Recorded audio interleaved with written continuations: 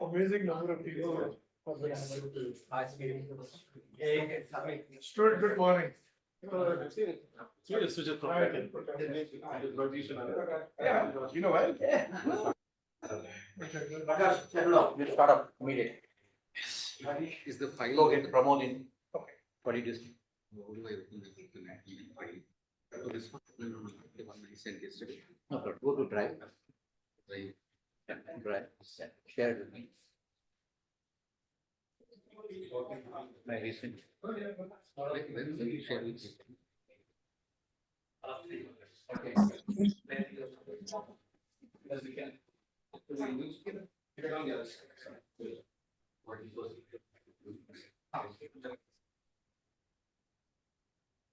Wow.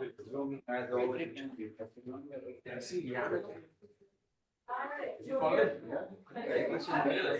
Pramod, come.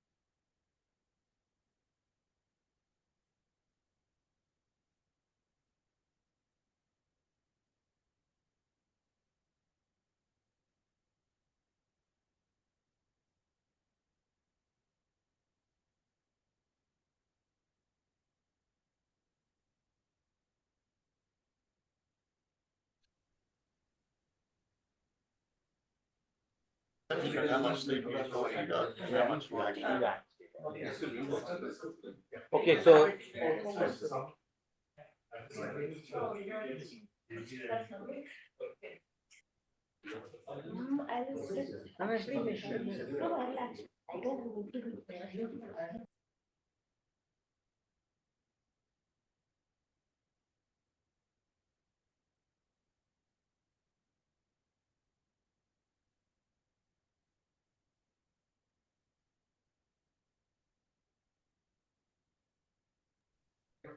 yeah. Okay, we are ready to start.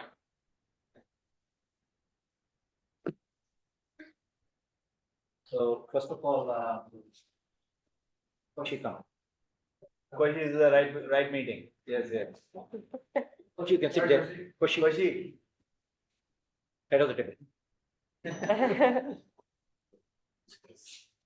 Don't worry about it. Yeah. Okay, so first of all of you present online and those in the room, we're just settling down. We just finished the previous meeting in the same room, so we just took a little while to settle down. So thank you all for showing up. We welcome the first community meeting for the Open Agriculture Net, which is an idea that's been going around for almost 9 months now among some of us. Welcome all again. So first of all, is the audio clear in the room? Can one of you tell me by unmuting to see if audio is fine? Yeah, we can hear you just fine. Okay, thank you, Revati. So my name is Jagadish. I am Chief Operating Officer of XStep, and we have quite a few XStep folks sitting on the left, and then Stewart on the Stewart here from Gates Foundation. Shankar sitting behind us. I don't know if you can see him. Quite a few from POS right there. So the room is small. Next meeting will be in a much different room. All right. Today's meeting is here. First, again, as outlined, today we have a very packed agenda for next 2.5 hours. There was Mithil needs to mute. If it will be great if all of you can go on mute. Just one moment for all of you go on mute. Yeah. So as outlined in the cover note for Open Agriculture Network as an idea, In some sense, it's a global effort to help farmers, especially farmers from the marginalized small landholding communities, to help them become more sustainable, more profitable in the larger scheme of things. But as we know from all our past efforts, to help them at scale, we need digital. We cannot have fragmented small scale efforts to at a national level or even within the states to be able to have some consequence. And digital efforts have to become collective is our past learning. Anything that we do in silos have that much or less impact and less sustainability. So to that extent, this is an attempt to evolve collective common ways to take the larger digital practices to be more contextual, more sustainable in the larger scheme of things. I welcome all of you. Those who are speaking today, I thank you for taking up the opportunity to speak. In your speakership, I welcome you to connect to the larger idea as shared in the cover note as well as the larger context that you may have to your initiatives, but please stick to the time. We have very packed agenda and our person who will coordinate the timing is Kirti, who's now sitting there. She will be the one who will police all your times. Again, thank you all. Yeah. So over to you all now. I request Shankar Maruvada, CEO XStep. Okay, you can see him on screen. All right. To welcome all of you. Yeah. Good morning, good afternoon, good evening, everybody. I think it's an important convening, and thank you to some of you, especially Stuart, for having come all the way down from Seattle for this, and just shows your passion and the importance attached to this thing. Likewise, many of you, a big warm welcome from XStep Foundation. The problem this group is about to solve cannot be solved by any one of us. It cannot be solved in silos. It need not be solved country by country. There are these few and other such statements discussed over the past few months which have got us to this room at this point in time. The idea of an open network, a digitally enabled open network, is revolutionary in that it offers immense potential for all of us to continue to do what we do, what we are good at, and yet leverage each other.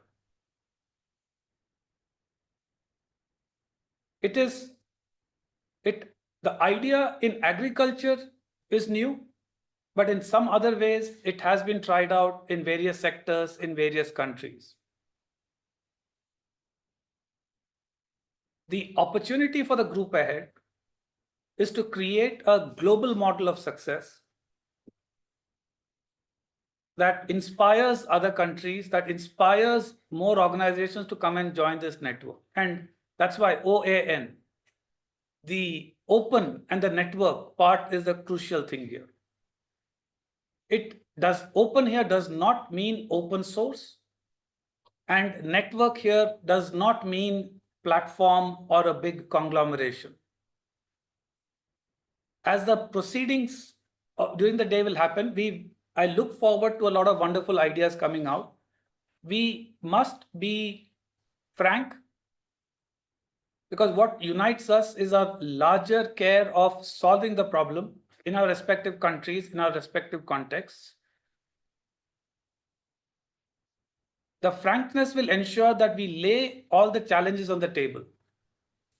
And the excitement and the inspiration will ensure that we have the resilience to keep moving forward in the next few months and coming years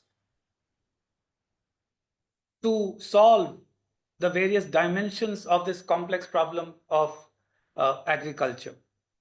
We all have different expertises. We all have access to different resources. The power of any open network is when that is being put together.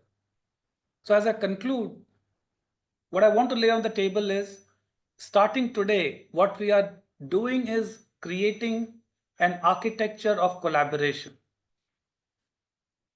creating an architecture that allows us to come together, collaborate with each other, benefit each other and ourselves in ways that would not have been possible if it were not open and if it were not a network. What excites me is while the problem in each country is deep and diverse, there is a way to solve this globally. We are quite confident that in the past few months, this group of people who have come together, with this group and more who will join, we should be setting a new global benchmark in how such large complex problems can be solved, not just by designing, but actually by implementing and showing the impact on the ground. With that, I wish this group all the very best and really excited about the proceedings and what will unfold in the next few weeks. Thank you. Thank you, Shankar. I think now we move to Rajesh for 2 minutes simply. Meanwhile, while Rajesh is setting himself up, feel free to use the Zoom chat as a mechanism to reflect, share your thoughts. We thought of introducing a new tool, but we thought it's much simpler to be digitally inclusive and have a simpler Zoom chat as a place for to hear your thoughts as well, or to use. I will share screen.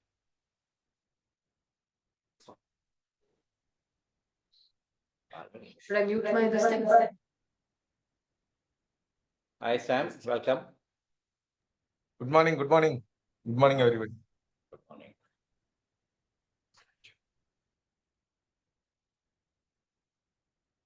That's okay. So I show that.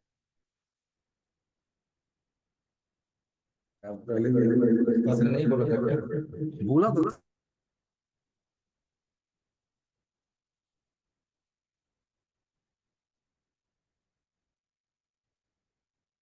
Share. What is blocking button? Yes.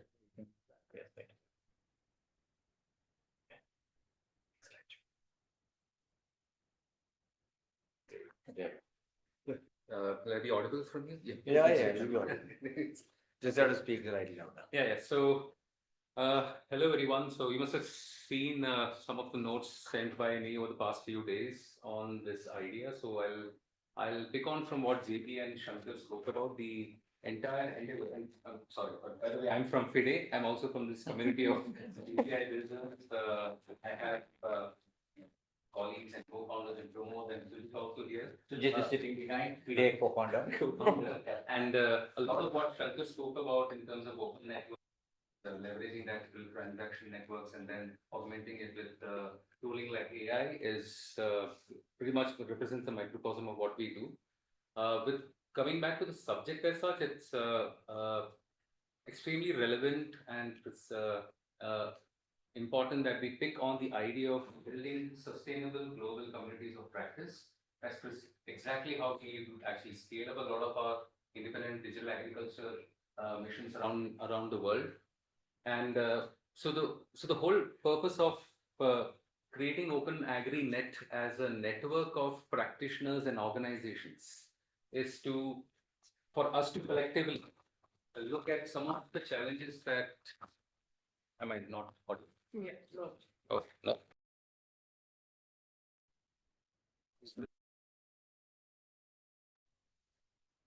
Yeah, so when we look at some of the challenges that actually hinders our work in digital agriculture around the world, I mean, we have a collective problem of addressing access.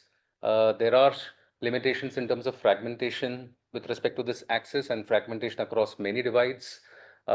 We have several pilot missions around network-like efforts underway in agriculture, but then they all need to be scaled. It needs to be seen from the lens of population scale realization.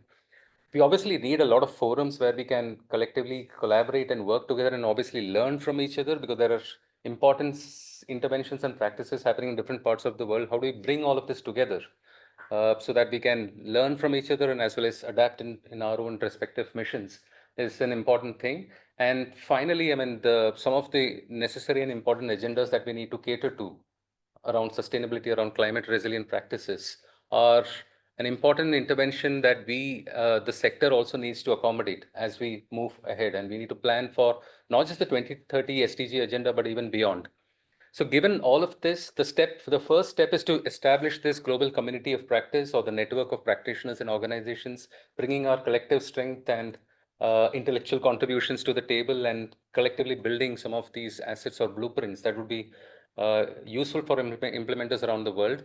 We have a very clear lens of not just the underlying technology backbone alone, but also on the value and benefit articulation layers, because ultimately there are specific beneficiary classes that are affected by all of these. And when we look at beneficiary articulation from a closer lens, it has to dive more deeply into some of the pressing problems that we face today. And the response for many of them could be around how do we provide better and more contextualized advisory to farmers? How do we open up avenues for more commercialization for those smallholder farmers? How do we bring some of those climate resilient agricultural practices, the new and modern regenerative practices that we see happening around the world at a much more macro scale? All of this represents a great livelihood opportunity and economic incentives, and we do that by overcoming any of these divides. Research, learning, advancements in in all of these areas need to be mainstreamed and brought to the table so that they can be productionized into real missions on the ground. And ultimately, all of this cannot happen with a smaller microcosm of players, can't be just governments or philanthropic organizations alone. We need to find the space for market players. We bring all of them together through a unifying platform or a foundation, and for which a lot of our experience in other sectors have actually lent us to believe that a DPI-led approach powered by the imagination of AI could actually help us relook at how digital agriculture missions are done around the world. And the closing argument on my behalf is how do we go about doing this in the next years, beginning with, say, the immediate pressing months ahead? I mean, the entire exercise is a co-creation exercise. Step one would be to build a global blueprint, learning and drawing upon experiences from everyone around the world. Obviously, adoption of these new practices around the digital agriculture implementations based on a DPI AI pivot needs to have its own set of playbooks, its own set of mechanization tools around several pillars like policy governance, bringing in ecosystems as well as in the underlying tech. We need to think and build and possibly curate several digital public goods that would be useful for the community of the entire community across the board. Not everything has to be built from scratch. There are enough tooling layers available around the world which could be scaled up for larger use. And ultimately, a lot of these learnings and practices and dialogues need to be disseminated better, for which OpenAgriNet represents the right forum. So the idea is for all of us to collectively come together, share and exchange a lot of these learnings, and collectively build some of these assets and then adapt it to our respective missions. So that's what it represents. There is a host of practitioners available on the call today. Everybody has been involved in their own respective zones doing a lot of this work. We'd love to hear from all of them. Some of these missions based on these principles are already in progress, underway right now in specifically, say, India and Kenya. We'll actually hear it directly from the implementers and the practitioners today.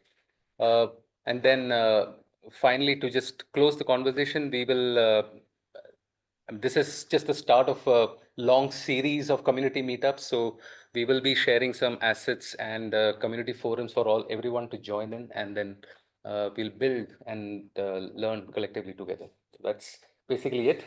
Over to you, JP. Well, I just wanted to say that it's a global co-creation exercise, initially led by XStep Foundation, COS, and FIDE. But in some sense, it's for all of us to join and collectively shape. I'll request now Dr. Pramod Verma. No, I think this mic should work. Yeah. Oops. No, I think it's, this is fantastic. Happy to be here. Wonderful to see the effort. Agriculture, I think half of the world is still, on agriculture sector, at least in India, 40% at least is in agriculture sector. So not doing is not an option to start with. So I think I congratulate the entire team coming together. Okay, maybe a couple of points I wanted to leave with thinking. One, I think a lot of our network may not have the background of where you've. oh, come who I from. am? So Okay, maybe a little okay. Introduction. Oh, yeah, that'll be nice. Okay, my name is Pramod Varma. I've been the chief architect of much of India's digital infrastructure journey, identity, payments, and recently some of the new efforts that we have started off, Open Finance. And I'm also the co-chair of Center for DPI, and that interacts with about 40 countries or so around the world.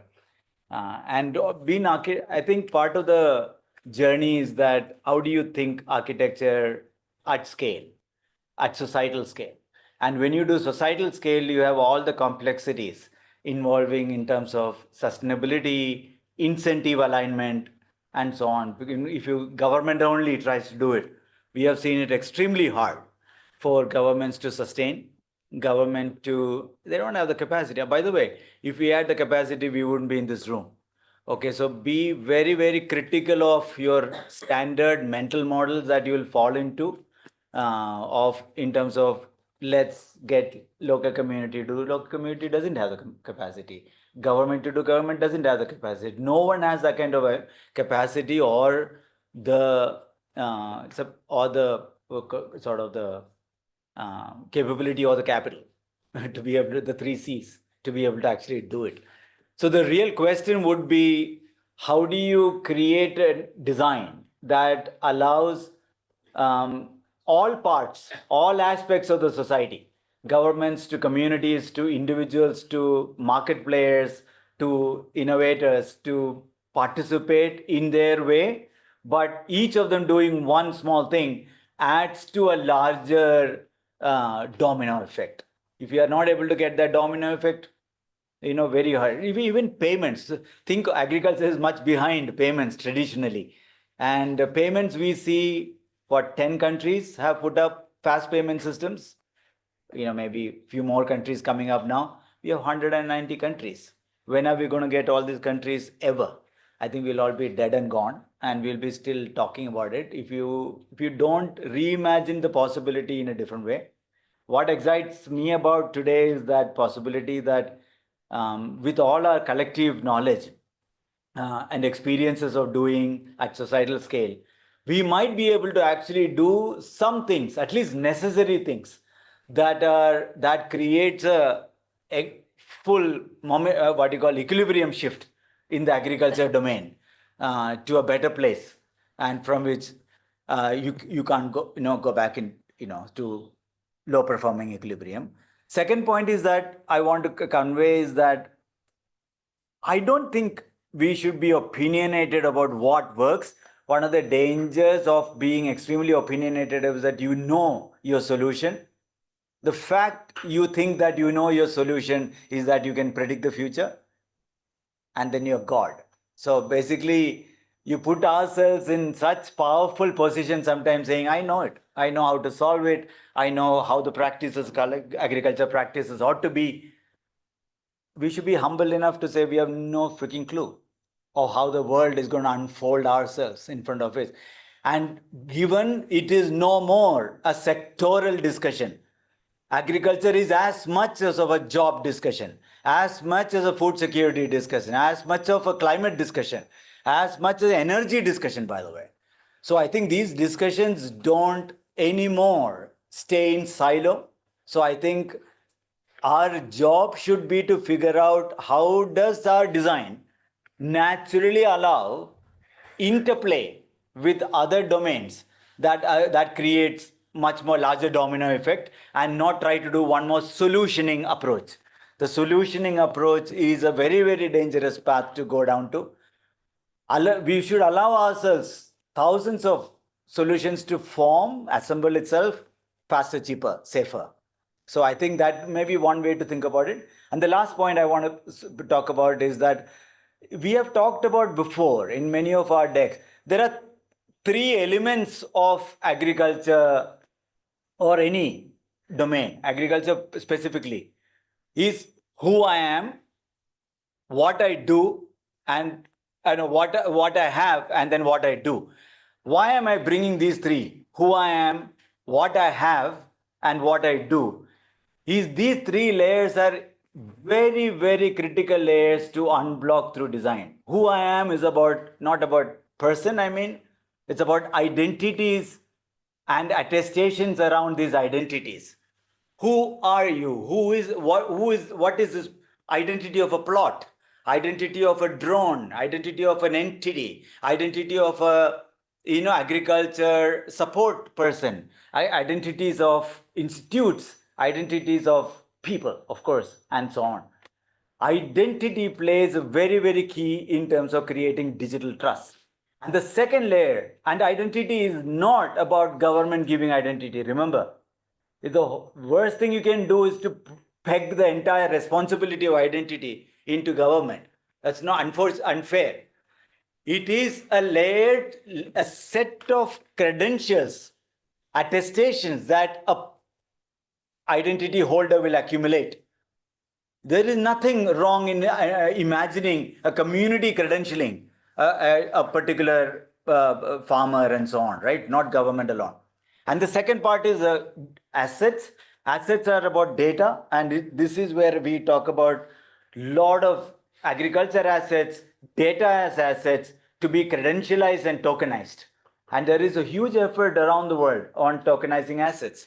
And tokenizing assets is an integral part of agriculture, converting agriculture assets into transactable assets. And the third is what FIDE and Becken and ONDC and many other, or KUSA in Kenya and many Belém efforts, all showing that we can create the O and the N part of the whole system, open network part of the whole system, bringing together wide variety of players from insurance to lenders to provider of capital, provider of risk mitigation like insurance, and provider of knowledge to provider of many into a common network that they can all offer something to the individual. But design everything from a user-centric view, not system-centric view. I would pause there, and I'd really look forward to something big coming out from this team. Thank you so much. Thank you, Pramod. So thank you for that. Great inspiration. Now we kind of look at the next topic for the agenda, which is to kind of bring the global network effect, especially in a DPI manner, powered by AI in a larger scheme of things. How to do that? There has been phenomenal efforts in many countries going now on how do we bring network effects. I'll request Koshi, Sujit, and then Suresh, who's already online, to come and share your perspectives. Yeah. So since Koshi, you went out, I requested Sujit to start first. You were Shishya, you want to start with Guru, you want to start first? This is the mic. Mic right there, can you keep it closer to you? Koshi, if you can quickly introduce yourself. Network effect will happen.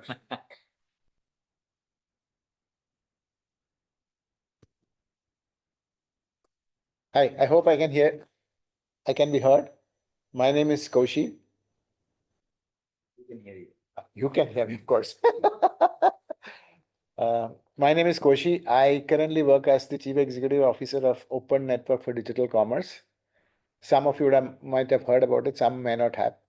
So from today's, if you compare today's agenda and the title of my Camera is there, Koshi, if you can see the camera so that others can see you. and the title of the talk today, the discussion today is two words are common: open and network. And these are the two words that all of us are very excited.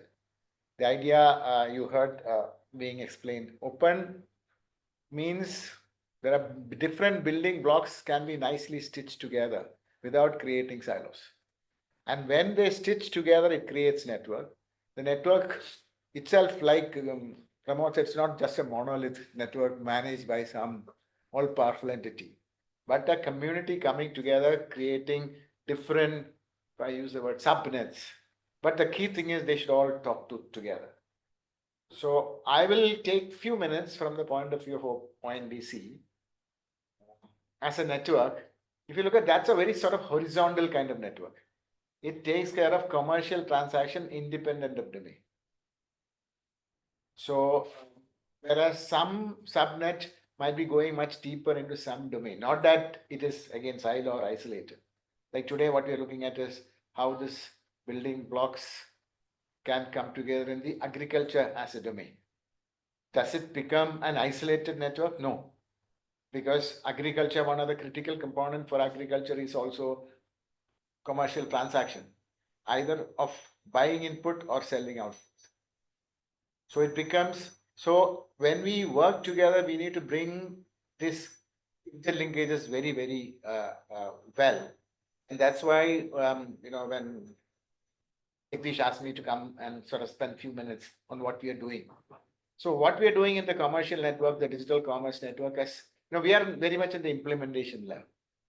For example, if I just quickly say, we sort of started moving ahead in a fashion couple of years ago as an idea in a table around here in the same building. In the table around here in the same building. From there, we made transactions possible in Bangalore in a fashion in January of last year. That time we managed about 1,000 transactions with about few hundred people coming together in food and grocery, and then added mobility. And today, this last month, we did 12 million transactions with about 700,000 merchants and service providers coming from an across dimension. So it is giving us a lot of learning with respect to practical challenges. So the two way we have proceeded with our strategy. One, because it's all commercial transaction, there has to be action there. And the action can only by people who are sort of matured. So we tried and say, can we look at the daily transactions in a day, transaction per day, transaction per month, as a North Star to show that the network is working and showing and demonstrating, and there's an output coming. But at the same time, when you look at that kind of thing, people who are relatively digital mature will be the one who will be able to come in. But the second North Star that we look at is how many lives are we touching.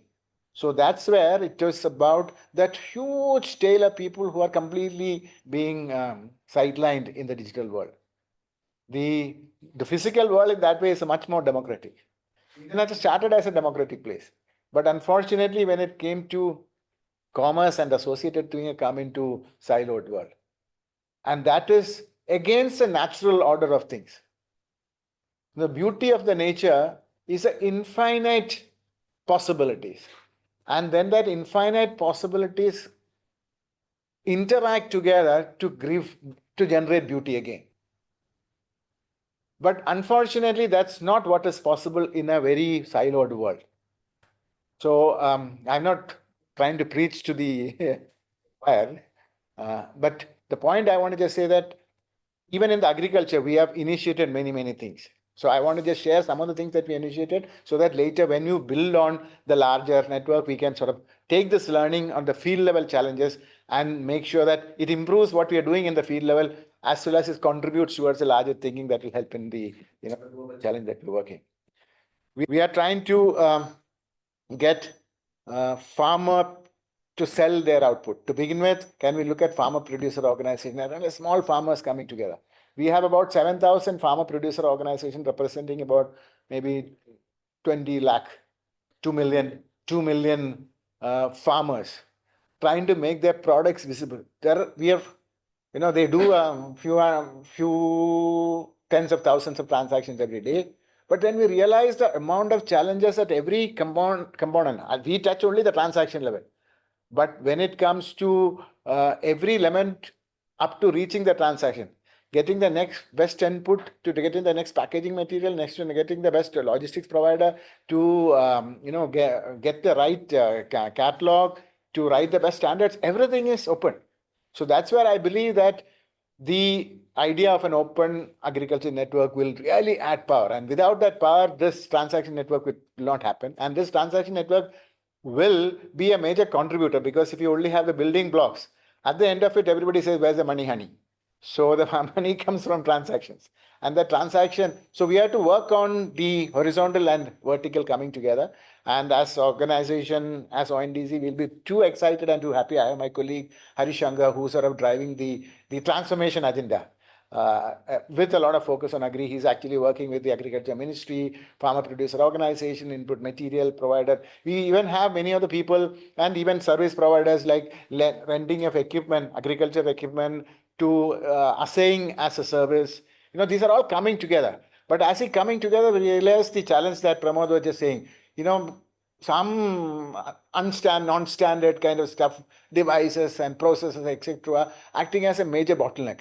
So I'm very excited about participating. I'll not go much deeper. Anytime you want us to sort of come and bring in dialogue and experiment some of the ideas, because we have a practical field there, we'll be happy to do so. With this, let me just wind up. Thank you, Koshi. First of all, your story that physical is infinite, digital tends to be finite. It's very inspiring. You are already in the network. We will not call you. You will come and shape the global alliance. Okay. Thank you. I'll request now Sujit here. I'll just change the camera for a moment. All right. Sujit, please introduce yourself and then. Yeah, I'm assuming I'm audible for everyone, even people on the screen. So I'm Sujit Nair. I'm one of the co-authors of the Beacon Protocol. I operate the FIDE Foundation as a CEO and co-founder. Sorry, my introduction to agriculture would be very limited, and I'm learning through others' wisdom and knowledge here. Never had a direct experiential learning per se as such. I know I'm sitting next to a prolific farmer and a thinker, Jagdish. But I think what I could hear, and I've been hearing often, the characteristics of the problem that agriculture provides is very similar, seems to be resonating often with some of the other domains, albeit in a different way, but the underlying structural problem seems to be the same. And these are extremely small, fragmented ownerships or small holdings, very low trust in terms of trust on the farmer as an individual, as a role, to the way the farmer interacts with the market or with the factors of production, and removing those frictions are all built, as Pramod said, on a low trust equilibrium. And I think, therefore, the conversation that we're all having here is to how do we organize, formalize, and accelerate at scale. And for me, there, in my little experience of working with Pramod and Rajesh and everyone here, including Koshi, is that I think there's an opportunity to sort of think about how do we think of one, of course, digital infrastructure as a way to coordinate and solve this at scale, but in a particular form of infrastructure, which is networks more than platforms, seem to be a way which giving us some interesting proof points. If I take the example of a Namayatri or ONDC, which is, I think Koshi did not mention the numbers, is doing massive amount of transaction for the limited time it has been around, about 12 million transactions a month, sort of offering a way to think about innovation and access a bit differently. How do we solve for barriers to access? In many ways, especially around discovery and fulfillment, establishing trust on the farmer and his ability to maybe even access and fulfill a loan, for that matter, the intersection of agriculture with financial services, for that matter. These are all important aspects which has high cost barriers. And lowering that is very, very key. And we think that, of course, not doing it in silo, because innovation and access somewhat needs to be unbundled. If we can think of access to be enabled through an infrastructure that is collectively working for all. And one of the examples that I often take is how mobile companies, telecommunications companies could come together and, instead of trying to create their own private distribution networks with cell towers, agreed to use cell towers as a common infrastructure, and then offer very fascinating mobile, telecommunication plans, mobile plans for individuals, realizing that low cost of distribution with a common infrastructure of cell towers enabled population scale access today, so much that India is benefiting from a very high tele density. So thinking of how do we create a common infrastructure that allows innovators to focus on the problem, solving for one problem in the larger spectrum of the problem, but allow that to sort of coalesce, collaborate, work in combination and offer combinatorial benefits with other solutions, rather than having this mindset of me solving for access and the entire spectrum of innovation as one and trying to be best at it. And Sanjay said, and Shankar mentioned that it cannot be solved for one such edifice of a structure. And that's where we see this network effects of value. Now, if we are thinking about ease of deployment and rapid distribution of such innovations, it could be a fascinating AI language solution for a farmer, let's say in remote parts of Kenya, or for somebody in Brazil or somebody in Bihar, trying to use AI as a language barrier to find government schemes or subsidies around crops. It is one such innovation, but that innovator of that solution does not have to worry about solving for, as Pramod mentioned, solving for the identity of the farmer or getting targeted benefits programmed well for the beneficiary, a subsidy provider, to reach the same farmer. Those are all other aspects of the solution. And if there is a way to bring all of them together to fulfill the need of the farmer, and that's where multiple solutions, although operating as individual autonomous nodes, coming together to offer that end value, is where unification through a network makes a big difference, provided the network is a very low cost value enhancement infrastructure rather than a high commercially controlled digital infrastructure. And that's where lightweight protocols, some of the work you're doing with backend protocol seems to demonstrate that. And that, for me, is the potential of one of the dimensions to solve for in this larger effort of open agriculture network. So I would be very keen and excited to bring some of those perspectives and learnings into this, and the perspectives also from how these networks create these compounding combinatorial intersections. I see an ONDC network to be one day a sustainability network too. I see the energy network that we are working on to be of valuable use for a farmer when you're talking about access to power, which is a big problem for agriculture in India. How do we solve for those? So all of these networks coming together to create value, which is unforeseeable today. I mean, I keep saying that there was nothing in the design of internet that told us there will be a ChatGPT 50 years later. So these are unforeseeable positive multiples of innovations that can come. And this will take that exploratory approach as an ecosystem and not a curated innovator approach as an individual. So how do we combine the best of both and allow network to surface such possibilities is what I foresee as one of the biggest network effort coming out of this little collaboration here. Thank you so much. Thank you. So thank you very much. So this, I see an idea that got started in this floor long back, and going across from commerce to energy to agriculture, cross-pollination is phenomenal. Yeah. So now I'll request Sanjay Jain, who's again no stranger to this room, who's right now in Bombay, has taken time off from a board meeting to be here to talk about the idea of network effects, leveraging DPIs. Sanjay Jain from Gates Foundation. Sanjay, if you can quickly introduce yourself. Thank you, Jagdish. Pleasure to be here. Sorry I couldn't be there and spend more time with the team. So I'm Sanjay Jain. I'm currently Director for Digital Public Infrastructure at the Bill and Melinda Gates Foundation. And, I'm really glad to see this effort start to move ahead. Agriculture is a very important area for many parts of the world. It's an important element for us to achieve the Sustainable Development Goals.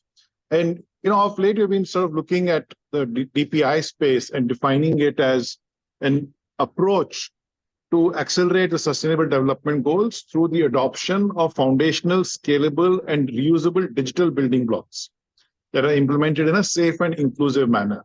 And what I'm seeing here with AgriNet is exactly that. We're starting with reusability in mind. We're already starting with multiple countries, multiple use cases, and with very different building blocks, which will then possibly be put together in different countries in a different way, because the use cases are different. And so this will actually lead us to the creation of this very, I would say, foundational piece that can then help farmers worldwide. And I was just hearing Sujit talk about it. And that's exactly what you need. You need very limited controls, and you need to make sure that people can innovate at the edges so that they can solve their problems, and you can empower people locally to solve those problems. And so in that sense, it's really, we're a very exciting place in terms of starting a new DPI. And we'll, hopefully, as we go through this journey, we'll end up with helping people in very different ways than we can imagine where we are today. And with that, I just want to, make sure that we can go ahead and as soon as possible and get these things started on the ground. Yeah, so Sanjay, thank you very much. Before you leave, I have one request for all of you. We are excited to have a group picture.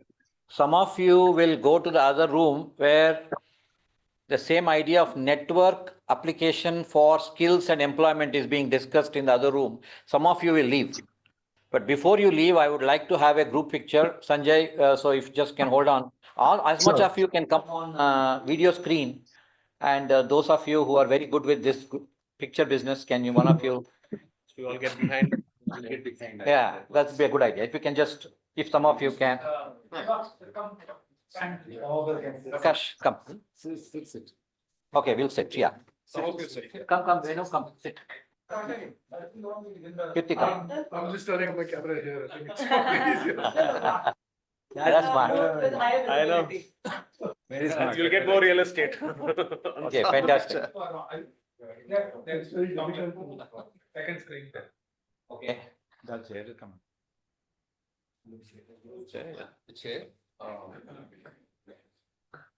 The chair of the meeting. Srikanth Lungi also has to come. Okay, how are you going to click now? No idea. Who's going to click is the more important question. Yeah. Screenshot, yes. Yeah. Oh, okay. We are also on there. Okay, I'm taking a screenshot, guys. All of you, yeah. Any of you not waiting to switch on your cameras? There is Rikin also, I can see, yeah, cool. All right. Okay, I'm taking my screenshot.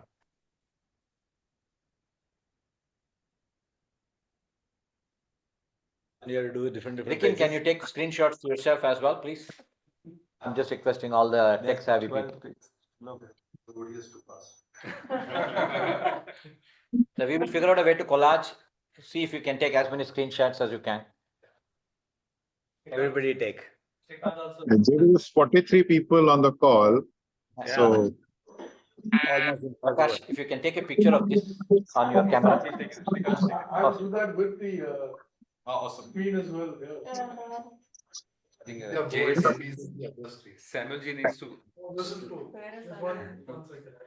Yeah. Now we can see. Prakash, we can't see your face. We can't see your face. Okay, thank you all. Look here, please. All right, okay. Thank you. All right, thank you. All this, some No, more. you have to move the screen. Oh, Show. So this call is recorded? Yeah, it's got it. Oh, you have the recording. Okay, thank you very much. You can sit back. So Suresh, if you can, thank you, Sanjay. You can leave. thanks, David. And again, those of you who wish to, yeah. While we settle down, we reorganize ourselves. Nandan will come soon after Suresh. Suresh, while you continue to speak, I'll bring Nandan from downstairs. Sure, Jagdish. Thank you. Am I audible to everyone? Yes, you are audible Yes, here. Suresh. Okay, great to see everyone, and greetings from Singapore. Couldn't be in person over there. But thanks for the opportunity. I am the MD and CEO of Protean eGov Technologies Limited. And hearing everyone clearly, I think ONDC is a big vote of confidence. We started our journey with ONDC more than 2 years ago and looking at open networks solving for transport and mobility, and likewise for digital commerce.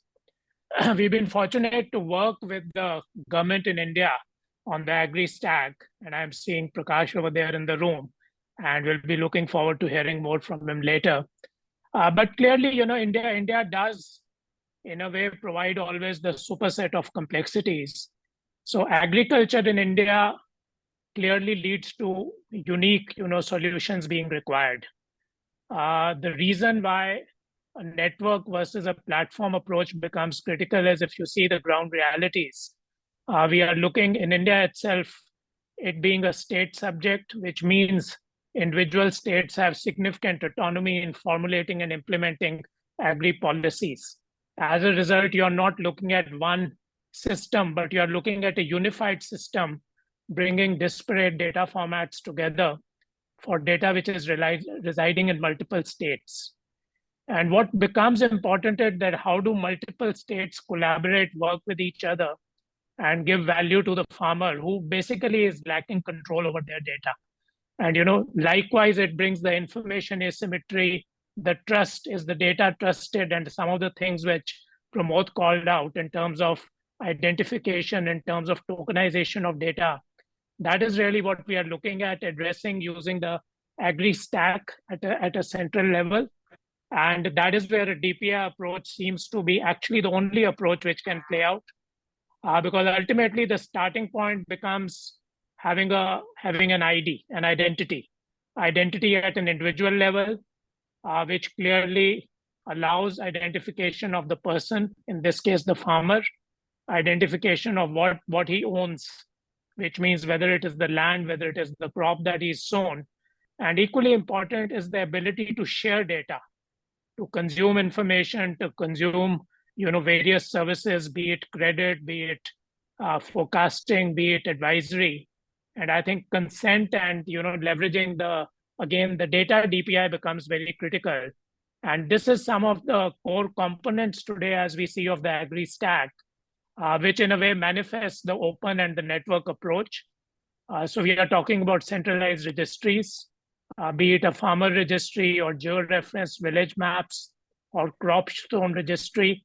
Similarly, core of it again is the ability to share data and have data flow from point to point. And the agri consent manager is what really allows the farmer to share the data. And this is what is today built on open APIs and gives you the ability to work between the center and the state to universal interfaces and standard data, and allows you to then consume various services. So I think some of the stuff that we are talking about over here, we are trying to implement, and these are the early sort of forays into it. And from there, we see actually the entire open DPI ecosystem approach coming together and adding value to this. So happy to be here and looking forward to contributing and working with the team and learning from others and sharing whatever we take to the ground and what learnings we get from the ground as we roll out the entire agri DPI in the country. Thank you.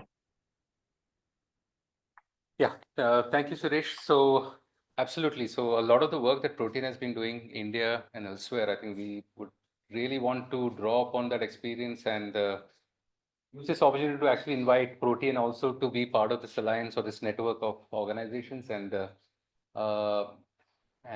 super encouraged by what you said. So really looking forward to having your team co-working and co-creating a lot of these ideas and assets along with the rest of us. So thank you once again for joining in. I know you're traveling, but you're wonderful to actually have you take out time for this as well, and keen to see your participation moving forward as well. Thank you, Suresh.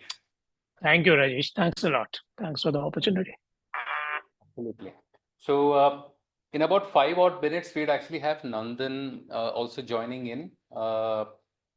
So before I move on to the next segment, perhaps maybe can I request you, Stuart, to actually also share in your perspective of OpenAgriNet, and where do you see this evolution actually going forward, and how do you see this community of practitioners around the world contributing to some of these common building blocks and assets useful for implementers around the world?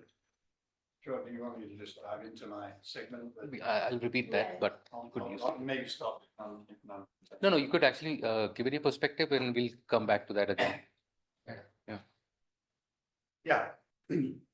So thanks everybody for joining. I see a lot of familiar names and faces on the call, so really appreciate you participating in this first session on the OpenAgriNet. I think, a lot of us are familiar with the challenges that were, flagged earlier. We need to reach 500 million farmers, in the world with better services so they can improve their incomes and productivity. But even that number is sort of interesting because we use that number a lot, but we actually don't know how many farmers there are in the world. We have no idea, in fact. It could be anywhere up to 700 million. The differences are massive. If you go into one country, you're talking in some countries uncertainty of up to tens of millions of farmers. And so if we don't know who our customer is and where they are and what they're doing, all the elements that were flagged earlier, then how are we going to provide the right services to them? And so that's where I think, the synthesis of these different ideas, we've seen farmer registries, we've got AgriStack emerging here in India. We've seen lots and lots of agri-tech companies deploying services where they're collecting farmer data. So, just that sort of idea of a data exchange and, trying to leverage that data in a safe and responsible way with, appropriate consent over how data is being used is super important, but we haven't solved that problem yet. I would say there's also, these issues around leveraging one another's capabilities that's been raised a lot as part of this community of practice is, yes, we want, innovators to be innovating and, trying out their solutions and building their own platforms and services. But there's often, it's really more difficult when you don't have access to some global public good data assets. Let's just take content, for example, advisory content. So many solutions have to source it. They have to go to universities, have to do the legwork to go talk to a researcher or pull some algorithm out of a paper. And that's done in a very fragmented way today. So how do we leverage that across the entire community? And I think, through this type of network approach idea and a DPI approach idea, you can really unlock enormous amounts of value there. Let alone getting into what was mentioned on, UPI and ONDC and, accessing these other networks where, again, in agriculture, we don't have to build everything from scratch. There's been a lot of work done in other sectors or maybe even in a cross-sectoral way that can be leveraged. Back to the idea of tailoring these services for individual farmers. So super excited to be here. I'll talk a little bit more about this in a moment, but yeah, really looking forward to the day and looking forward to the follow-up sessions. And I hope you all look at this as the first interaction and we look forward to your participation going forward. Absolutely. So thanks, Stuart. In fact, Stuart has been instrumental in shaping up this idea right from its very concept stage, in fact, itself, along with us. So while we still wait for Nandan, let me actually invite a few other speakers. We have a few other, sorry. Yeah, I will. So we kind of actually laid the lens of what a DPI approach and the idea of open networks could do in the state of the agriculture industry, so that this combinatorial effect of bringing all these service providers, access points all together could unlock a lot more choice and optionality for farmers, and by that extension, the extension workers also on the ground. What we want to now also get a sense of is on multiple paradigms. One, as Stuart rightly said, the state of the industry from the lens of how implementations have shaped up over the last decade gives us enough insights into where the challenges lie, where the opportunities for scaling up lies, and what is it that we could do collectively as a community, including the financing committees. A lot of these missions need capital fund flows to actually allow it to evolve up to a certain stage so that it could be self-sustainable. How do we finance some of these projects to a point where it's hits at an inflection curve and it's self-sustainable from that point onwards with a great degree of participation right across the public-private lens.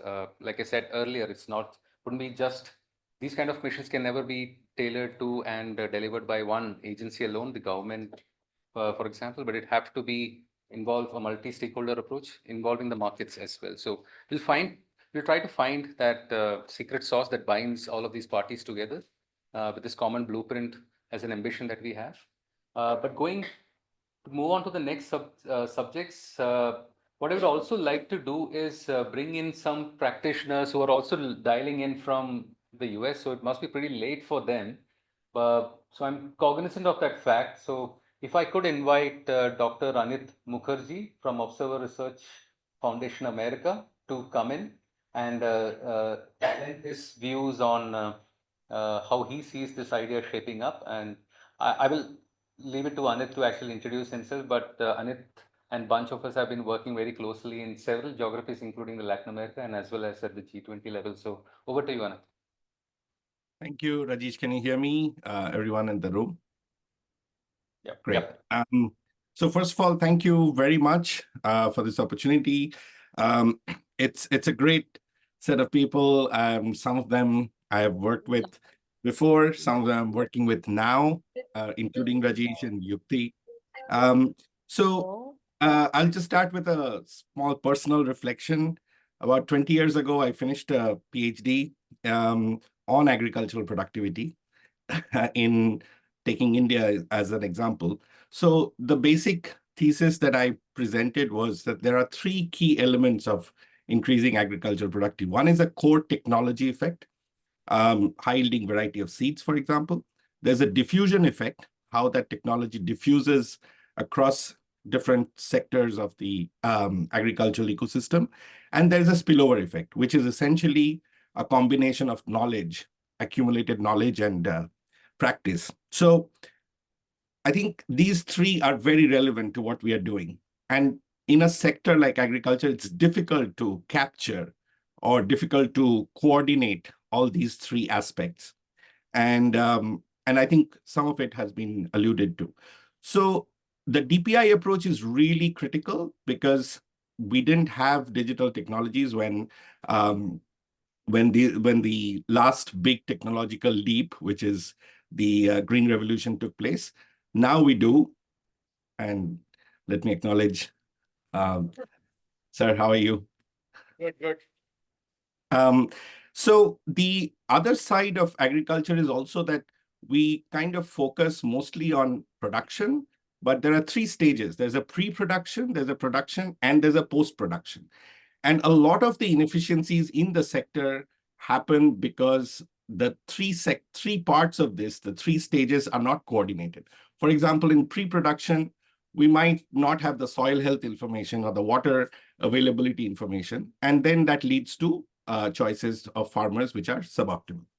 Now, I think all this, as Pramod and others mentioned, there is a critical part of coordination. There's a coordination failure, and that creates inefficiency. So that's a broad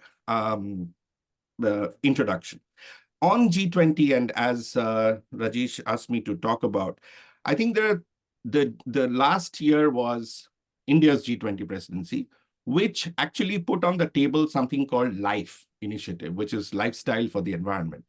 And if you look at that very closely, what that happens is that it's talking about transformation of food systems back into some more traditional varieties, drought-resistant varieties, climate-resilient varieties. So India put on the table a transformation of food and agricultural systems. And Brazil's presidency, which is this year, is actually putting hunger, or the combating hunger, as they say, at the center of their approach, which will come out in their communique in November.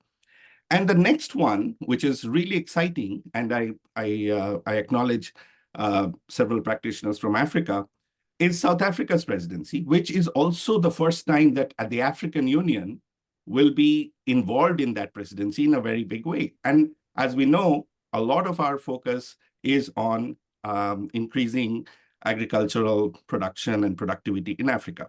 And on the last point, and I'll stop, is that in Latin America, where I see the convergence with the approach that we are talking about, is that it's a very complex agricultural ecosystem. There are largeholder farmers, there are commodity exporters, as well as there are smallholder farmers, particularly in the region that Rajesh and I are working in Belém, where the Amazonian production comes to Belém in the markets, and you can see in the market huge variety of products and which are available, but a lot of them are not commercially viable, or they may not be, at the appropriate levels as is demanded. A very interesting case is acai. So what we are doing there is essentially building a DPI, building a community, a digital open network where we have skilling, where we have logistics, and where we will have a bioeconomy element to it. So this is an integrated whole. We'll keep informing everyone about the potential and about what we are learning from billing. But very happy to be in the network, and yes, and very all the best to the community, and good to see everyone. Thank you. Thank you, Anit. So Nandan has been generous with his time. So he wants to hear Sam and the Kenyan team. Yeah. So Sam, are you there? Sam, can you?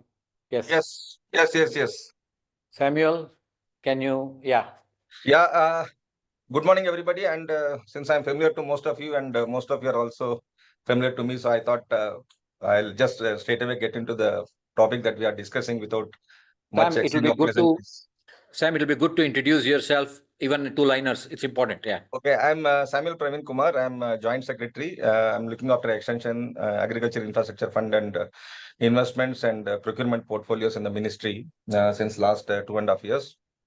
And one of the initiatives that I am driving from the ministry is the digital agriculture initiative. That is, we have named it as Vistar. So specifically from a Vistar perspective, I wanted to just share a few thoughts on why this OpenAgriNet would actually be a game changer for agriculture. Now, if you see the, from the problem perspective, the compounded growth rate of problems in agriculture is much faster than the compounded growth rate of solutions that we are coming up with. Meaning, we are having more problems actually to counter than the solutions that we have been able to come up with. Secondly, we are having too many solutions which are all independently functioning in silos and which do not talk to each other, but which have the potential to transform the way we are doing agriculture if they are all put together. And if they can come together as a joint effort, and that is what we are talking about DPI. And thirdly, we always keep telling that, the small and marginal farmers in the country, about 85%, and we don't have much of digital literacy. But the opportunity here is basically the farm family approach. What we have seen in extension is that when we get down to the farms and discuss with people, the children are always having high digital literacy. But we are not able to leverage that. Instead of directly targeting the farmers, probably the family members who are having some access to a smartphone or some kind of a digital system, some chatbot. I think that is where the Open AgriNet provides an opportunity. Now, as far as the solutions are concerned, yes, we have come up with a DPA model called Vistar, which stands for Virtually Integrated Systems to Access Agriculture Resources, wherein we are trying to put together all these pieces, that we have in ICR, the content, the information, so that we are able to make it easier for a frontline extension worker or a farmer to access information in terms of crop advisory, in terms of best agriculture practice, or in terms of access to credit, access to market, or it is FPO information, or it is something to do with allied sectors, animal husbandry, fisheries, etc. But more importantly, I would like to focus on not just access to information or how the availability of information will transform the farmers' lives, but it is the whole ecosystem that is going to have an opportunity here through an open AgriNet. When we talk about what are these opportunities, at the end of these opportunities, which I'm going to list out, I think we will be convinced that Open AgriNet will not be a choice for us anymore. It will be a compulsion. The reason is we know that today we have a lot of advisories, but they are not contextual. What advisory a farmer has to practice in Coimbatore, doing a cotton farming for a black cotton soil for a particular given ecosystem is completely different from a cotton farming in Gujarat, in Surat, for a different soil system. And therefore, the contextuality has to be built in. Contextuality comes not only in terms of weather, soil, crop disease, fertilizers, inputs, and irrigation practices. So a whole lot of, systems are there. And how these systems will actually help a farmer to enhance his farm level incomes through better production, better productivity. That is what something we are trying to address. The second issue is, of course, the focus, skilling, and capacity building. I know speakers before me had specifically touched upon this. So capacity building for our front-end extension workers also becomes a possibility through this DPI model. And we are also looking at the livelihood opportunities. Because what we are trying to do here is to actually bring in NRLM, Krishi Sakis, self-help groups, FPOs, PACs, all of them coming into this ecosystem, so that we are able to have an holistic approach towards developing the ecosystem on the whole. Collaboration and knowledge sharing is going to become a possibility here by enabling research on implementations, because in a network model, what we have is not only the central content that comes in from the central agencies, but also the state networks. So the states are also having some best practices, and states have specific schemes besides the central scheme. So all that information also will flow into this. And that will also be able to develop an omni-channel support service system for not only the farmers, but also the frontline extension workers. The other side is, of course, when we put together all these pieces, we are going to reduce tremendously the operational costs. So the farm input cost will reduce. Like we have done a project on weather advisories with Professor Michael Kramer in few states, and the fascinating results were there. When we saw that in Telangana, when we were able to give a advisory well in advance, about 20 days, the farmers were able to reduce their input costs through proper planning, and they were also able to get more farm incomes. And improved delivery of agriculture services and practically real-time monitoring by the state governments and central governments becomes a possibility when you have this kind of a DPI effort. And targeted interventions and policy designs, which we are now doing actually based on some random policies. We will be having a very targeted and holistic policy. So these are all the opportunities that are before us through an open AgriNet. And therefore, this DPI effort is going to transform the way agriculture will be looked at. And I certainly feel that it will be an eureka moment for us if we are able to make this a reality. Thank you, JB. Thank you, Sam. So we'll now request one of our participant, Imosa, who's waiting outside of airline gate to board the flight. He's from African Development Bank. So if you can come in, after that, Nandan will speak. Mr. Renusa, if you're there, the queue is for you. So would be, yeah, wonderful. Yeah, thank you, Mr. Thank you very much. Indeed, I'm waiting to board, and it is still early here where I am now, but very much excited to be with you this morning. From my side, I mean. So good morning to all, good day to all of you, and greetings from, I would say, from the bank. I mean, the African Development Bank. Innocent Musabjimana, my name. I'm the Chief Agriculture Technology Officer at African Development Bank. So I was very much excited to follow the discussion and also the excitement around the start of this platform or discussion of this open network, and also pushing forward the DPI. That's really very much exciting, and also the bank is very much committed to work with you to take this forward, specifically in the African context. So as you might know, the African Development Bank is the major player on the continent in terms of agriculture transformation. In this regard, the bank has launched in this context the digital agriculture flagship. So the main goal of this digital agriculture flagship within the bank is, as most of the speakers said here, the digital is very important in agriculture transformation, specifically as looking to the increase of productivity, efficiency, profitability, sustainability, information flow, the climate change context, and all what it comes to the information flows across value chains. So for the past few years, the bank has been doing a lot in terms of investing in the digital agriculture on the continent, mostly looking to the enabling environment for digital agriculture, using its financial windows or instruments, being the loans or grant to the government by financing different operations, specifically on these areas that I just mentioned: access to market, inclusive fintech, public good, digital infrastructure, the smart agriculture, digital literacy, just to mention a few.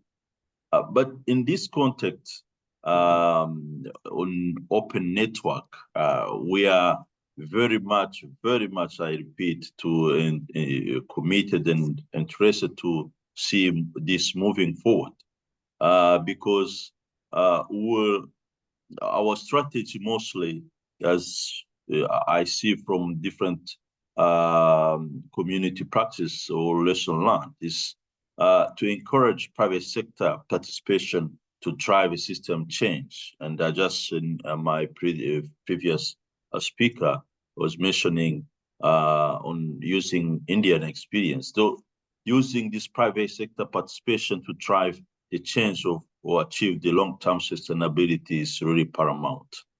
On our continent, also, we are, and using the DPI, we are excited to see some good lesson practices coming out. The case of Kenya, working with some partners like KUZA. This is really encouraging. This is where we see all the platform or this DPR working, and the bank is keen to extend this effort to other countries. They are just, as you speak, we are looking how to pilot just starting next year or end of this year already in a few countries to pilot this model to see how this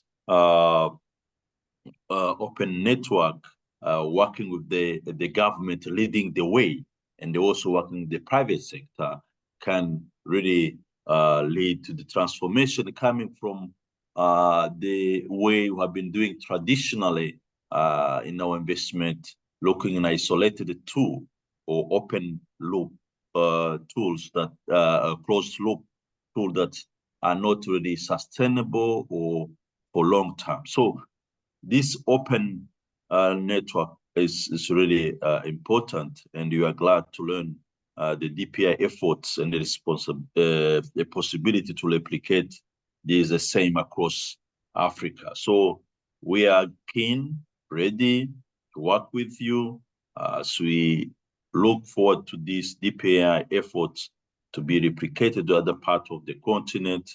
As one of the African proverbs says, if you want to go faster,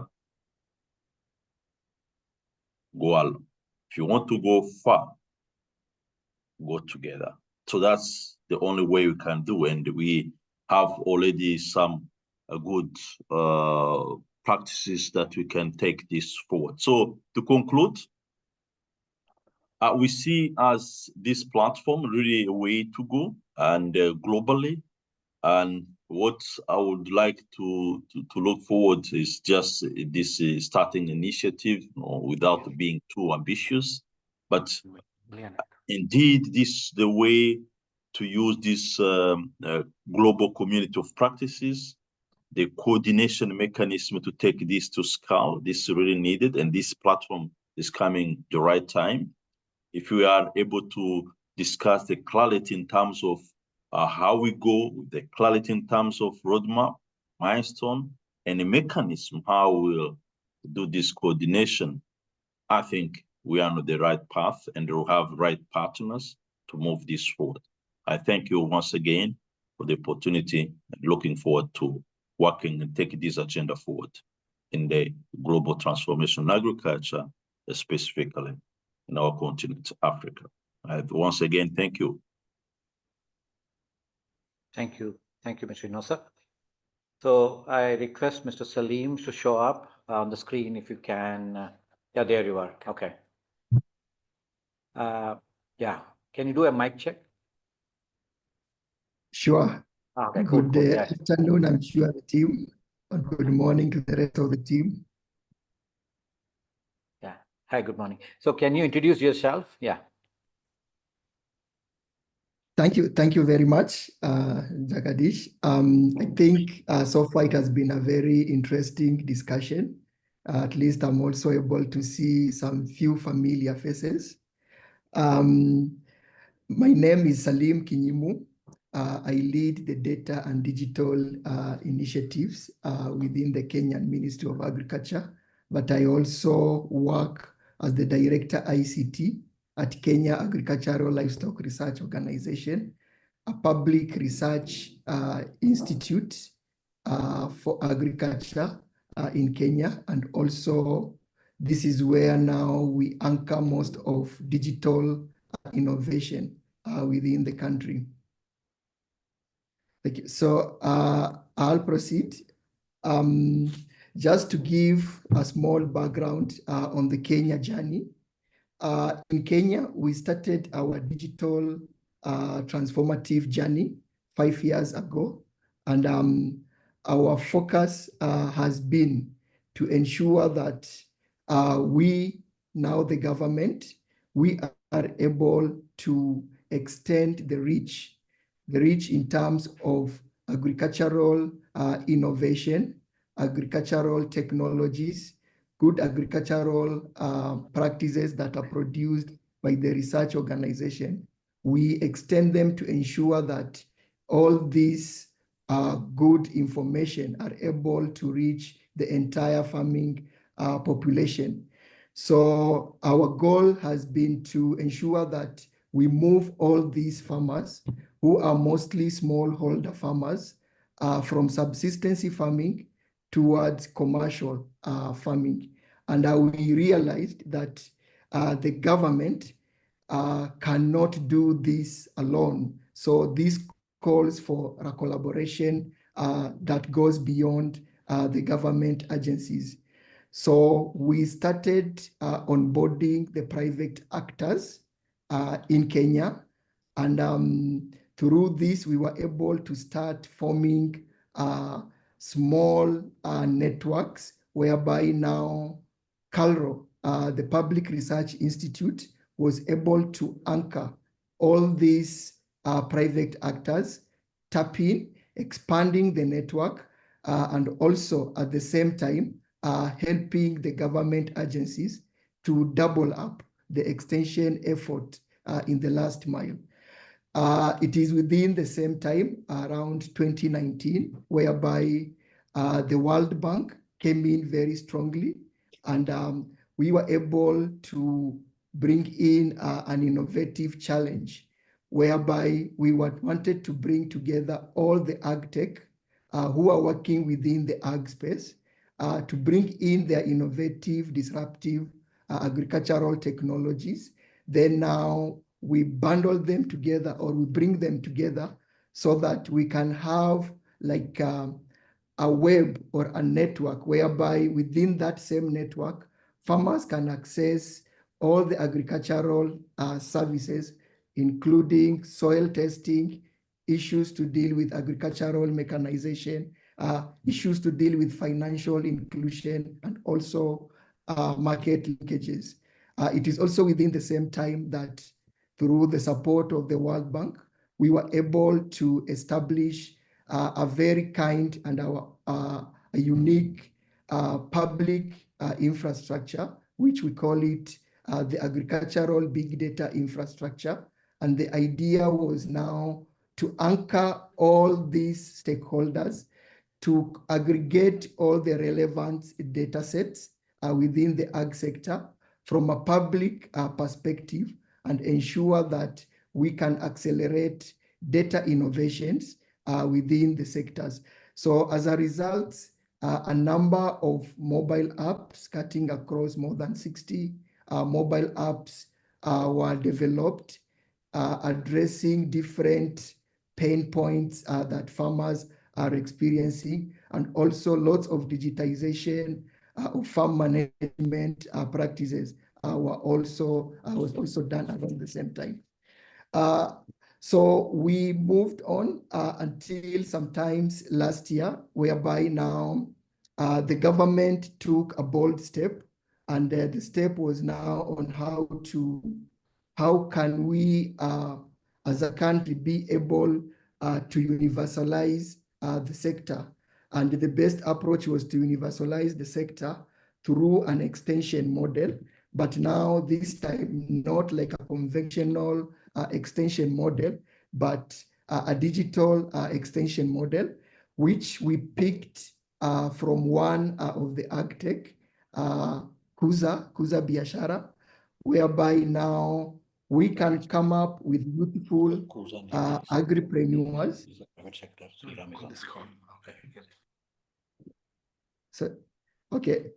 So we could universalize an extension model, which we picked from one of the AgTech, Kuza Biashara, who is also on this call, and then be able to scale it for a national level adoption.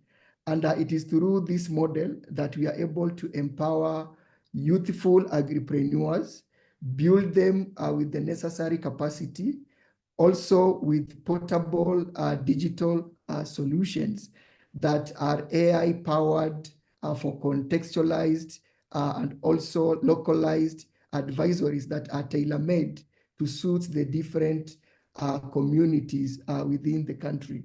So in Kenya now, we are doing all this. We are bringing in the agripreneur. The agripreneurs are also bringing in the human touch in the last mile. We are not only pushing the technology, but also we are bringing in the human touch to ensure that the knowledge is being passed on well for good adoption, for good and also sustainability of the same. So as our journey, we are able to come up with significant data registries. And it is through these registries that's where the different stakeholders are tapping in from. We came up with a farmer registry, which is complete in terms of all the key parameters that we needed around the farmers, including the farmer profile, the location of the farmer, including their geopoint, also the enterprise that the farmers are doing. And we have around 6.4 million register that is complete, well geotagged, and we are able to reach these farmers from where they are. So now we are building on top of this register. We have also came up with agro dealer register. This is where now the farmers are now connecting to these input providers to access input services. We have also digitized the agricultural circles at the lowest level in the local government. So we also have this register, and we are now trying to expand this register, bringing in the network of these data sets, and also having like a way of having like a single identity for the farmer, whereby we can trace the farmer from the farmer register, from the financial register, and also from the nearby input register. So the goal is to promote inclusivity and also to create competition and innovation around all the stakeholders offering agricultural services, cutting across both in public sector and also both in the private sector. So earlier this year, we started now to bring in more evolution into the sector. And we embarked onto the DPI roadmap for the country, of course, through a functioning public-private partnership, whereby we are working close with Kuza, and we have come up now with the Kenya One Network. This is more of like now a unique network that brings together all the actors within the ecosystem and also try to promote and bridge the gap between demand and supply. We are also learning from the Indian experience. Of course, we are using the Beacon protocol so that we ensure whatever we are doing, it's not like a closed network, but rather to be an open network with open standard where people can now tap in. So as we are doing all this, we have also attracted attention across the region within the African setup. And Kenya has now become a lighthouse for the region. Since January to date, we have more than 10 African countries, including South Africa, that have come to Kenya, try to see how is Kenya able to, number one, anchor digital solution, anchor all these stakeholders within the public sector, and also how is Kenya able now to universalize all these transformative changes in agriculture. So we are working on this, and we are optimistic that by next year, we should be able now to achieve a population scale with our unique strategy, whereby now CALRO, the Public Research Institute, is now the anchor and also the host of all these relevant registries. And then now we have a private partner, KUZA, being now the orchestrator, bringing in all the other ag tech within the one network, and then now be able to exponentially spread and reach out this population. So our aspiration is, of course, to become a regional host, not only for Kenya, but also be able to host these registries and other relevant information for the other countries so that they can also come in. As I come to conclusion, I was in India 10 days ago, and I'd like to pass appreciation to the JS and the team for taking us through the Vista model. Koshi and the ONDC team, we appreciate your time for sharing insights on the open network, and we look forward to continuing collaborating and learning from the Indian case. Thank you so much. Thank you very much, Salim. So before Nandan begin, Sriram, do you want to say no more than 2 lines? Of course, you will come back again in the rest of the session. Do you want to come in and say 1 or 2 lines about your Kenyan implementation? Yeah, thank you. Thank you. Thank you. I hope you can hear me okay. Good morning, good afternoon, everyone. It's quite heartening to hear how all of this is coming together. I think my journey of exposure to the DPI network happened through invitation at CDPI last year. And thanks to the inspiration I got from Pramod and team, we've gone ahead working very closely with Sanjay Purohit and team on the scalar journey. And one of the things that we adopted here is to see how we can humanize this technology, bring a human touch at the last mile through these young entrepreneurs at the village level who are actually now bringing in not only the extension services, but also linking into all the private sector services. That's really the birth of One Network, where we have adopted the Beacon protocol to help discover all the products and services through an assisted model of agripreneurs. And in this process, we are hitting the population scale as Salim articulated. Our president, His Excellency Ruto, has announced a national program last month, having 20,000 young people across the country. This is a saturation model that is at every village level. We will have at least 10 youth who are able to serve approximately 250 to 300 farmers. And the reason why I'm emphasizing this is that's really the transformative change, now backed by a discovery and the ability for us to help do the ordering, fulfillment, and post-fulfillment. We are now looking at bringing the private, public, and the philanthropy sectors together onto one common network. Thank you so much, JB, for this opportunity. Sure. Thank you very much. Over to you, Nandan. Thank you, JB, and it's really fascinating and exciting to attend this gathering. I mean, we have people from 4 continents, we have people from government, the private sector, from NGOs, from philanthropy organizations, researchers. We really have a very diverse set of folks on this call. And the fact that we are all coming together to address this huge challenge of creating an open agricultural network is really something very exciting. I think this is actually the glue that will put everything together, because most of the individual parts of what is required are there. There are ways to access markets. There are ways to access credit. There are ways to access knowledge. Knowledge itself will really be huge, whether it's knowledge from research institutions, knowledge from the next generation of satellites, knowledge from your neighborhood farmer. So all these sources of knowledge are there. Access for everybody is becoming easier as more people have devices and connectivity. And as Sam mentioned, it's possible that the farmer himself may not be able to access the device, but his children can. And of course, for those people who do not have devices, the agricultural extension worker will have the device to provide information. And new advances in AI are making it possible to organize the large amounts of information that we have and make it consumable and contextual for everyone in a language of their choice. So I think all the building blocks are there for what we want to achieve. But hitherto, we didn't really have a way of connecting all these things.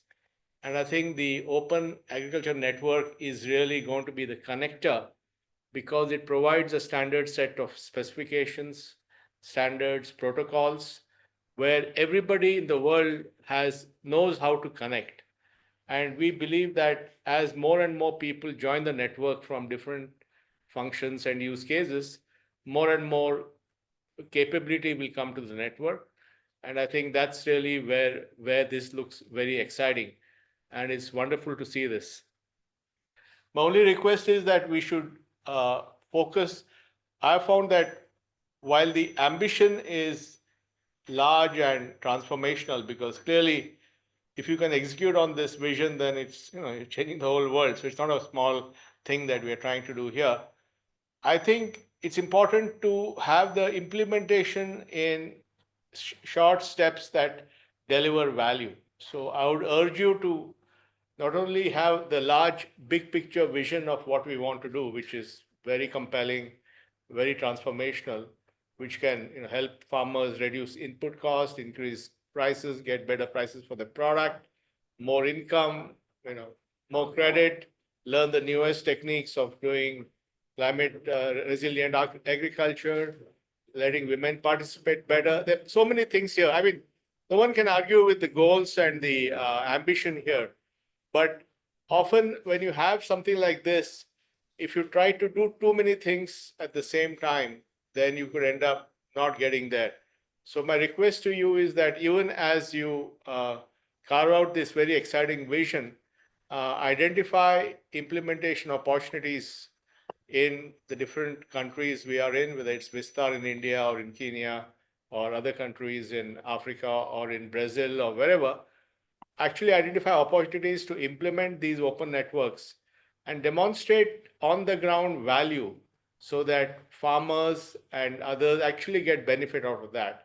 And once we're able to show multiple such value propositions, then this will have a natural growth as more and more people realize the power of the idea.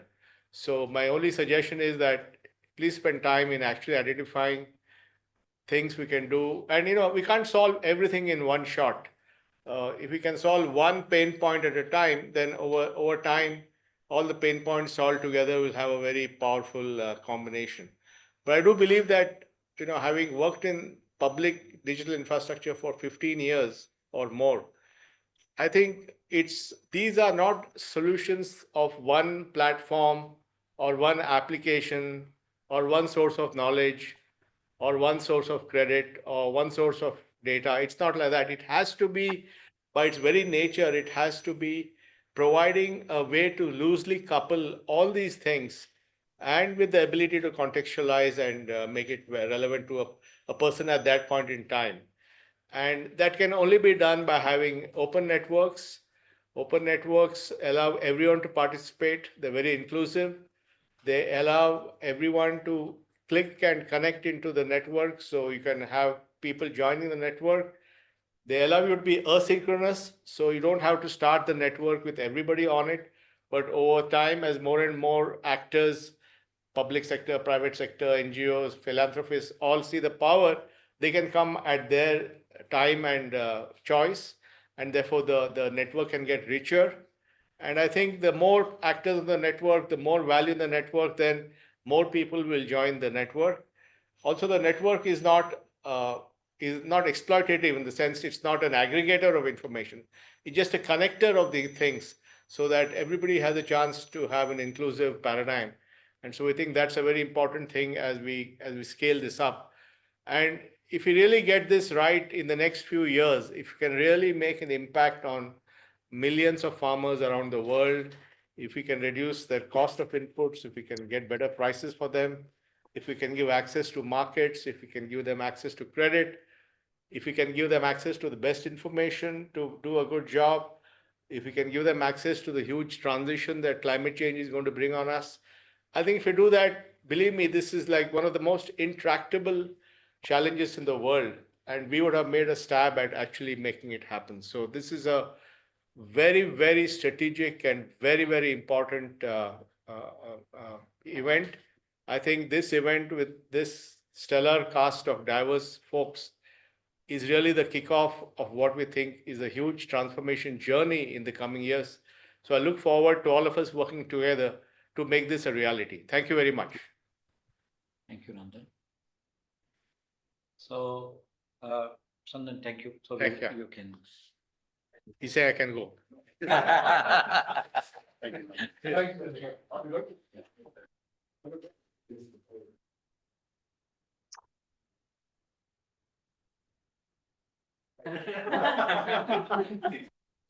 Making sure Yeah, sure. Parvati, if you are online, can you come on? Yeah, sure. Thank you so much. Hi, everyone. For those of you who do not know me, I am Parvati. I am a data scientist and AI consultant at the World Bank. I work within the data-driven digital agriculture and innovations team, which is led by our global lead, Parmesha. And it's a pleasure being here today and to represent our team at this very strategic meeting.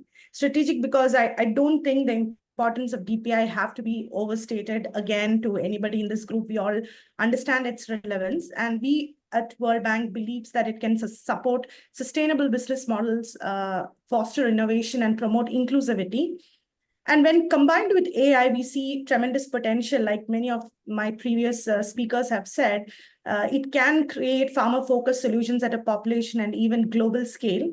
And we don't think it's just for farmers, but also for other stakeholders in the ecosystem, be it policymakers, agribusinesses, input suppliers, and even consumers. So World Bank have already made significant investments in digital agriculture with over 1.46 billion across more than 70 projects in 45 countries. And our focus has been on developing shared digital systems and data that enable solutions as services, including but not limited to farmer registries, land records, soil information systems, and interoperable data exchange platforms. I would like to say a few examples. So in India, through the Maharashtra Climate Resilient Agriculture Project, we have reached over 2.4 million farmers, leveraging geotagging, AI, and IoT-based systems for real-time advisory solutions. And this project has led to an 18% increase in yield for 8 major crops. And in Karnataka, the Reward project has registered more than 9.5 million farmers under the food system. And here it's not just including landowners, but also 2.3 million landless farmers. Here also sensor-based groundwater monitoring and AI-enabled crop surveys have been tried out. And we are also aligning our further investments with AgriStack. Now, our approach to AI has always been, and our strategy is also more use case driven and impact driven. So we do not try to create very generic models that, or foundational models as we call it as of in our experiments currently, but more focusing on use case driven approach and specific models that can leverage the existing open models available, the data that can be brought in from both public and private sector, and also building on our partnerships. For instance, through our accelerating impacts of CGIAR ICRA project. In Ethiopia, we worked together with CGIAR and Digital Green, where we supported the development of a next generation agro advisory system. And this was created, and this is actually one of my most favorite examples. This was created by a group similar to this. We call it the Coalition of Willing. And it brought together various stakeholders, including research institutes, government agencies, and private sector to collect, standardize, and also harmonize tens of thousands of data sets on crop responses to fertilizers, targeting on a very specific use case of fertilizer optimization. And in field trials, we saw increase in yield up to 25% compared to blanket recommendations, and farmers saw an increase of $580 per hectare per season. So what we take, like I said, is a very user-driven and impact-driven approach to testing out AI solutions at scale. Now, we do see the value in bringing cross-country exchanges, but we do see some challenges. So varying levels of digital maturity across countries and regions. And in case of India, like even between states, right, as probably all of you know. And we see lack of interoperability between systems, and limited compute power also play a role in sometimes making these solutions difficult to scale or to be replicated. And to address these, we are currently investing in developing country-specific diagnostics and digital agriculture roadmaps together with our colleagues at Gates. Stuart is here. We also promote open standards and protocols for improved interoperability and facilitate government-to-government exchanges to share best practices, in addition to investing in use cases and also in foundational models.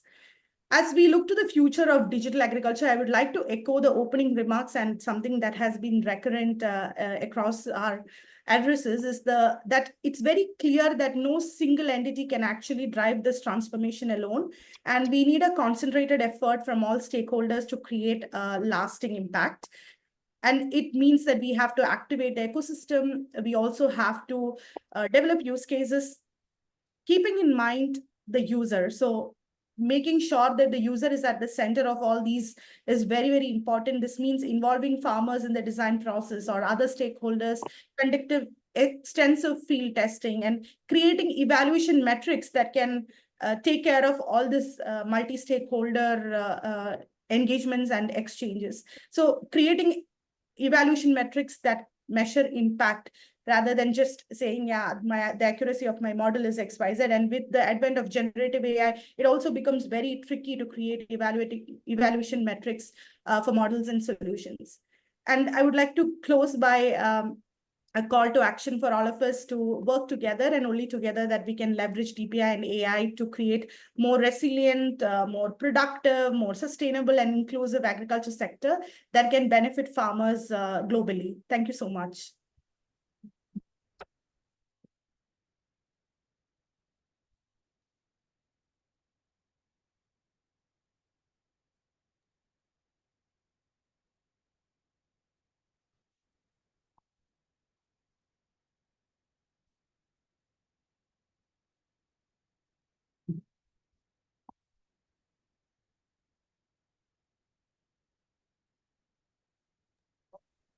Sorry, Rajesh, JB, you are muted. The room is muted, I guess. Sorry, I cannot hear you. Repeat. That's your punishment. Okay, no worries. Anyways, so thanks, Parvati. I mean, wonderful to actually have you. I know you've been waiting on the line for long, and you had to leave, but it was encouraging to hear you speak about this agenda. We all of us keenly look forward to working with you, Parmesh, and the team to help us evolve this idea, turn a lot of these ideas and assets into real intervention points in several digital agriculture missions around the world. And it's as Nandan said, these are not like 1 or 2 year journeys. This is possibly going to take us a decade, and we set the foundation right now, and then we start putting in the pieces so that all of us can actually see agricultural interventions evolve to a point where it's beneficial for all beneficial classes involved. So once again, thank you, and look forward to talking to you again in the future. Next up, would like to invite Ms. Brenda from IFAD, who's also been a key proponent and a strong advocate of digital agriculture and DPI thinking. We've happened to have had a few chats in the past via Kusa and Elro and so forth. So eagerly looking forward to hear your voice and your support as well for this initiative going forward. Over to you, Brenda. No, thank you so much. Greetings from Rome, Italy, and thank you so much for this opportunity. My name is Brenda Mlele-Gunde. I lead Digital Agriculture and ICT for International Fund for Agriculture Development, IFAD, which is a UN agency. Being part of this important convening is a matter of profound importance for us as IFAD. I think we all share a common agenda, which is looking at how we could promote transformation in agriculture, especially in the realms of collaboration and collective efforts, utilizing digital technologies to transform our agriculture ecosystems. As it has been mentioned, I think a lot, as we started this convening, we are at a juncture where we see global agriculture sector growing on one hand with exponential growth in terms of the different initiatives and technologies that are addressing current challenges for food systems. Especially we see AI, I think as the previous speaker was talking about, large language models, advancements in IoTs, DPIs, just to mention a few. On the other hand, for us that are working in rural development and working in the field, we still see significant challenges for smallholder farmers, where they're still facing climate change, limited market access, fragmented extension services, and these continue to remain a barrier for impactful progress. We see that smallholder farmers, whom we know that they are the prime producers of food, they are often excluded when it comes to access of these solutions. Therefore, for us, on this journey, we are looking more in terms of how we could unlock with collaborative effort with other partners, especially the role of private sector, who are the key to last mile delivery of solutions to support smallholder farmers. Private sector currently are facing challenges, especially with high initial costs when it comes to barriers of entry, even including acquisition of different customers, data access. I think it has been spoken a lot here, where we're seeing that without comprehensive data on farmers, whether it's a farmer registry, whether it's actually crop registry, or even the mapping of the different markets, and all this remain a challenge for different players to actually evolve in the market. We're also seeing on the other side growing interest on data protection, privacy, data governance, where all these policies should be an enabler for evolving different solutions or different platforms and to support smallholder farmers. Trust and adoption issues. I think farmers also, on the other hand, hesitance to adopt new technology due to lack of trust and understanding of how these solutions are going to bring value for adopting them, while also for private sector, they need to ensure that the business also derives value. So we need to therefore articulate what this value means and ensure that these solutions bridging the divides, they're creating equity, at the same time that we all know what the problem is, but we have to come together to find the solutions.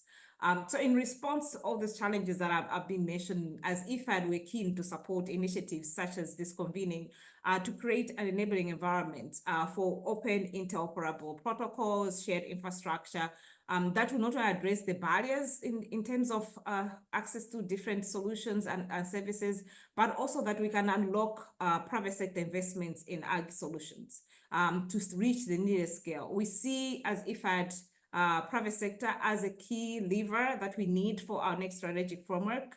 We believe that by investing in unblocking barriers to entry, we will support ecosystem to be more self-sustainable and self-reliant. We are seeing DPIs in whatever form or manner they might be implemented in a particular country, because context does matter, and we want to ensure that we are supporting different countries to look at the DPI, understand the open protocols, understand how the lessons learned in terms of how they can implement this as a linchpin to unlock potential private sector investment in agriculture.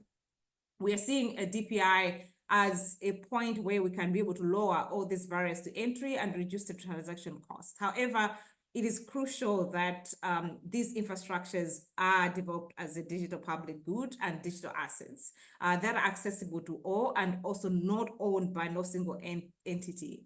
We need to ensure that we are removing the risk to elite capture and also where the benefits are concentrated in the hands of few entities. We are promoting non-vendor agnostic solutions where we are removing vendor-based blockages and where proprietary systems are stifling innovation rather than promoting it. We want to ensure that there's more inclusivity in terms of how all these solutions. So when we see the India and Kenya experience, these are compelling case studies through which, for example, the Kenya network, we are witnessing a collaborative effort of Carol, Kuza One, Digital Green, even the Gates Foundation and other development partners that are coming together to witness what we call interoperability in action. And these partnerships actually have laid the groundwork for more integrated agriculture ecosystem where data flows are seamless. And we're seeing this model not only just facilitating innovation, but also creates an opportunity where we can bring successful initiatives across the regions and even the continent. Similarly, I think the India Vista platform story is also another one that offers another inspiring example of how DPIs can revolutionize agriculture. We are, as IFAD, are keen to work in countries globally, but we're also starting with specific countries where we have a grant for Nigeria and Rwanda, but we're also looking for partners where we can scale lessons to Tanzania, Laos, and also on the other side, working on the other layer of the DPI by bringing in use cases in India, Kenya to support farmers' access to different services.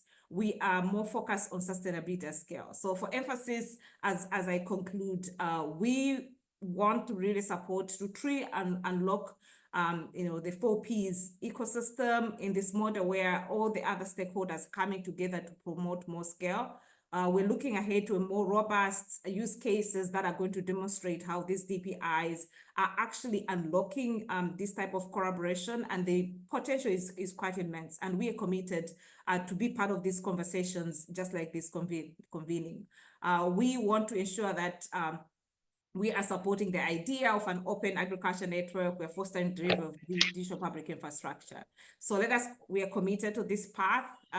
Each farmer, each landholding, each value chain matters.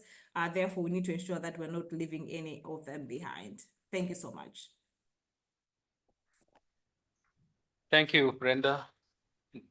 Another inspiring line to actually close off this segment too. So yeah, I mean, taking a moment, taking a quick breather. So we've had a very exciting lineup already. We have another interesting segue coming through. What we heard through in the morning was a lot of voices of support and a line of thought around from several DPI builders and thinkers around the world. A lot of partners from, say, international financing institutions who are supporting agriculture missions and initiatives in Asia, Africa, South America, and so forth. What we would now like to actually listen to and also encourage them to share their experiences from is the segment of community practitioners. So there are several of us over here who have been very actively engaged in digital agriculture efforts. There is a lot to learn from their rich legacy of knowledge and learnings. And we would love to hear from them as to how they see this idea move ahead, and how they would like to actually see and contribute to this journey. So to begin with, I'd probably request Rikin from Digital Green. Rikin, so that's the other. So we were actually worried if it's like super late for you, but super grateful for you to be on this important meetup as well. Rikin has been another key champion of the DPI thinking, is another important advocate of the Vistar model, and has been key in shaping up this idea that we all center around today. So over to you, Rikin, and keen to hear your thoughts. Thank you so much. Great to be here, Rajesh, JB, and team. So yeah, I'm Rikin Gandhi, co-founder of Digital Green. Our journey started about 18 years ago with using videos by and for farmers to improve the efficiency of ag extension programs, primarily of NGOs and of ministries of agriculture, some of whom are here today with us on today's call in India, Ethiopia, Kenya, and Nigeria. You know, what I'm most excited about this DPI and network thinking is really to expand what Digital Green and many other such organizations have been doing over time to this larger network-based thinking. So that's not just us and our partners who are creating content that can be shared with these communities, but it can be a larger ecosystem who already exists and can be kind of leveraging and complementing one another given the challenges that we see. The piece that I wanted to chat in this bit was to also just note the opportunity that we're all seeing, especially with the advances in generative AI, in that even in our historical work with videos by and for farmers, it's been a bit more of a supply side driven type of intervention that organizations, great ones on the ground, would be producing videos of testimonials and demonstrations that others could relate with. But for the first time now, we're seeing farmers and extension workers at the grassroots being able to share in local language voice, text, images, really the issues that they're facing on the ground for the first time. And we're seeing also the gaps that exist with regard to locally relevant knowledge, information, service provision. And for me personally and for Digital Green in general, we think this is actually very exciting because we're now able to at least begin to understand the diversity and of the issues that others, especially at the community level, are really looking for support, and can begin to see how we can crowdsource, and in some cases, innovations from these communities in adjacent areas, or bringing in research organizations, domestic research organizations, or international CGIAR kinds, because people are looking for location-specific, season-specific type of information, especially given the kind of climate variability and diversity that people are encountering, and especially with regard to the fact that an ever-increasing amount of agricultural work is done by women farmers. And at the same time, there is this kind of knowledge base of content, decision support models that organizations, research and otherwise that have been working on these for a long time, as well as in the private sector, organizations that are on the market side or input offtake or finance providers who have tools, who have services, who have products that if they could be pulled together into this kind of OpenAgriNet, that others could then be able to piggyback on them, and AI technologies could be used not just to enable people to discover them, but perhaps to even expand them and localize them and contextualize them into their own languages, into their own value chains of interest.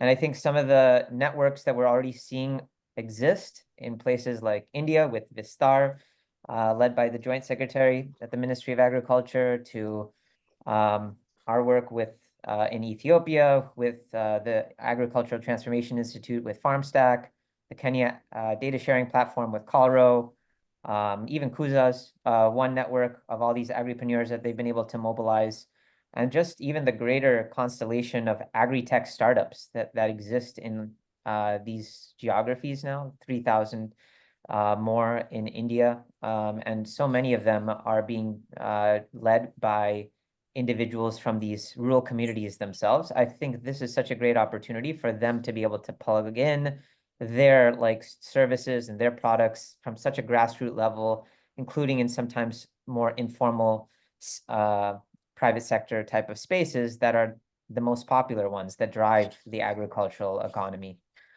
And I think the constellation of multilaterals from CGIAR to World Bank to IFAD, FAO, coming together to see how we can pull together some shared assets that can build this network and bring it to life so that there's real momentum for people to want to contribute to further enhancing those assets, whether that be software for localization of AI systems in local languages and dialects, or content and decision support models, or data that can help in training these systems to be more refined and more aligned towards climate and gender type of objectives.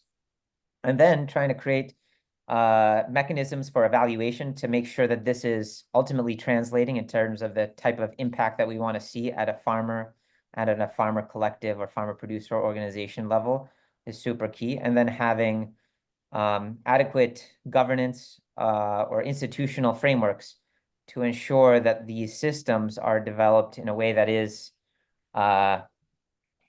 secure to protecting folks' data rights, and at the same time is aligning to their interests, is an area that we, from the digital green side, wish to be able to contribute from. We see ourselves as an organization that can contribute some of the technology and some of the grassroots level work, but recognize that there's so many other pieces of the puzzle, from markets to finance, to overall orchestration of this whole network and all the research that needs to go around it. And that's why we're so excited to be part of this community with you today. Thank you. Thanks, Rikin. And yeah, look forward to your ongoing support across several things that we do together. So many thanks for sharing your support too. Next up, would like to request Mr. Jawu from CGIAR, if you're there. Oh, perfect. Thanks for logging in, Jawu. So, I mean, I would let you introduce yourself, but then as per the agenda, like you'd love to hear some of the work that you're doing on the research front, as well as the Gaia project and several other initiatives that you may be working on. So over to you, Jawu. Thanks for staying up.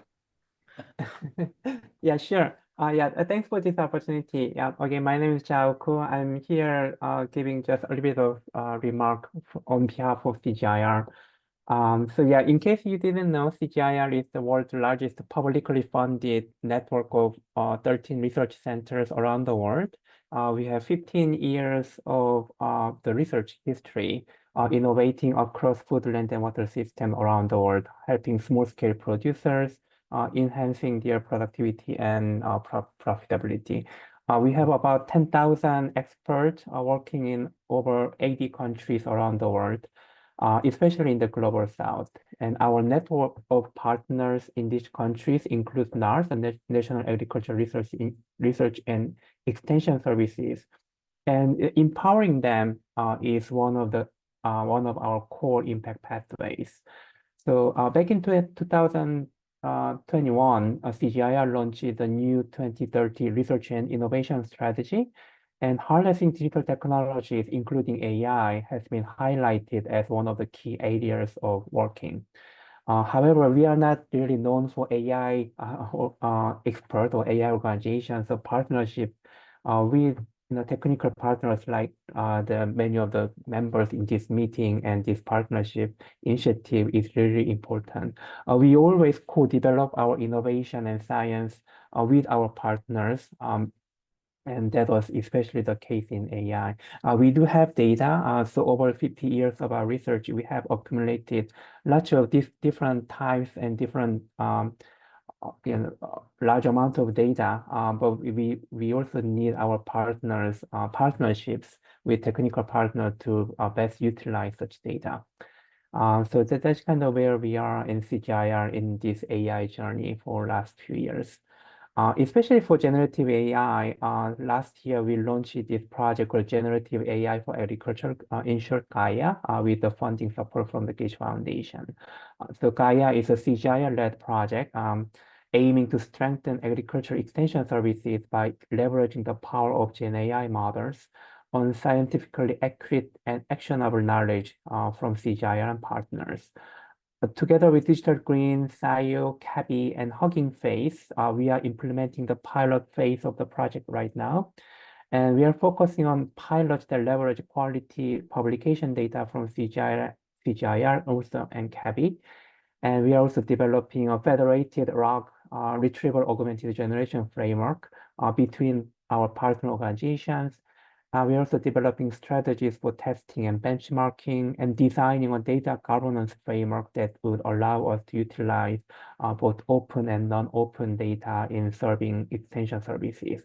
So this data governance framework has been particularly important for the design and development of this project, and still one of the biggest challenges in our project right now, because we really want to leverage different types of data, not just from CGIAR, also from partner organizations, that we soon realized not everything can be really utilized in the training AI model for lots of issues, mainly on IP and licensing. And that really require flexible data governance framework.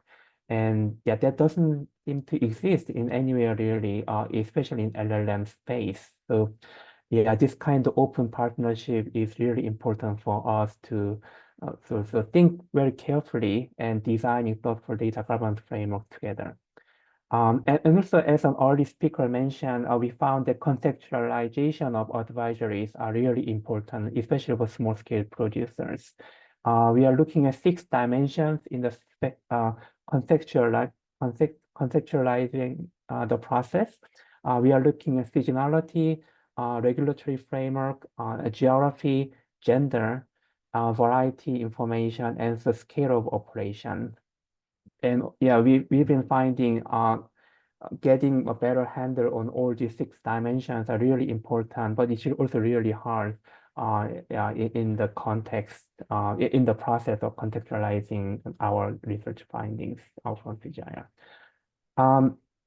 So moving forward for this OpenAgriNet, we've been thinking there might be 3 things that we can contribute, and we also want to work together around those 3 areas. One is the content. As I mentioned, CGIAR has been accumulating lots of scientific findings, both in the data set, also in publication, official kind of document in journal article, research paper, etc.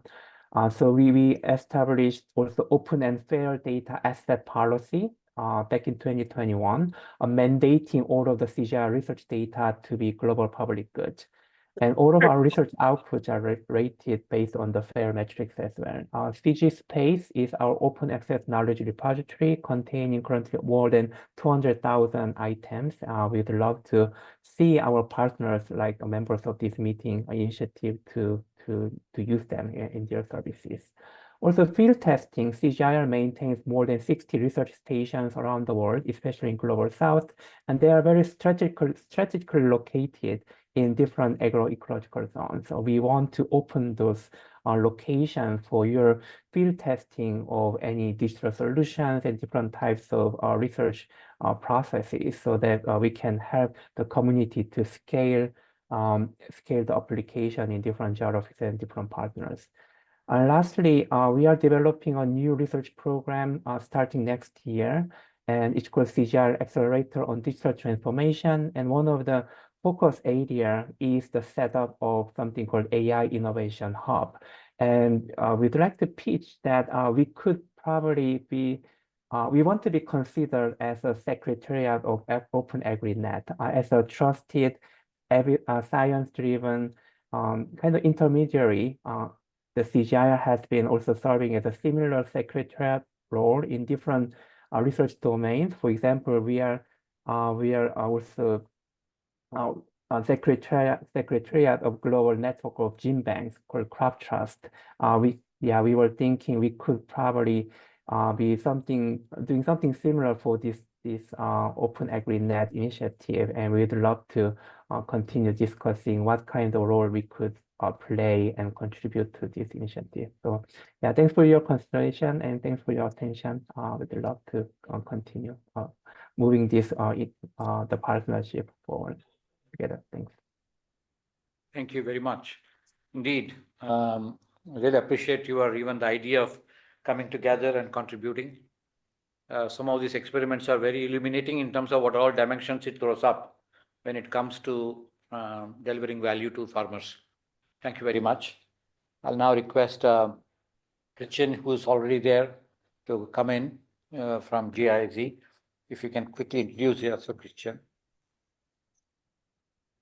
Yeah, thanks, Jagadish. And for a change, I would like to share 3 slides quickly about the initiative. Let me know if you can share. Yeah, okay, cool. Yes, 1 second. Okay.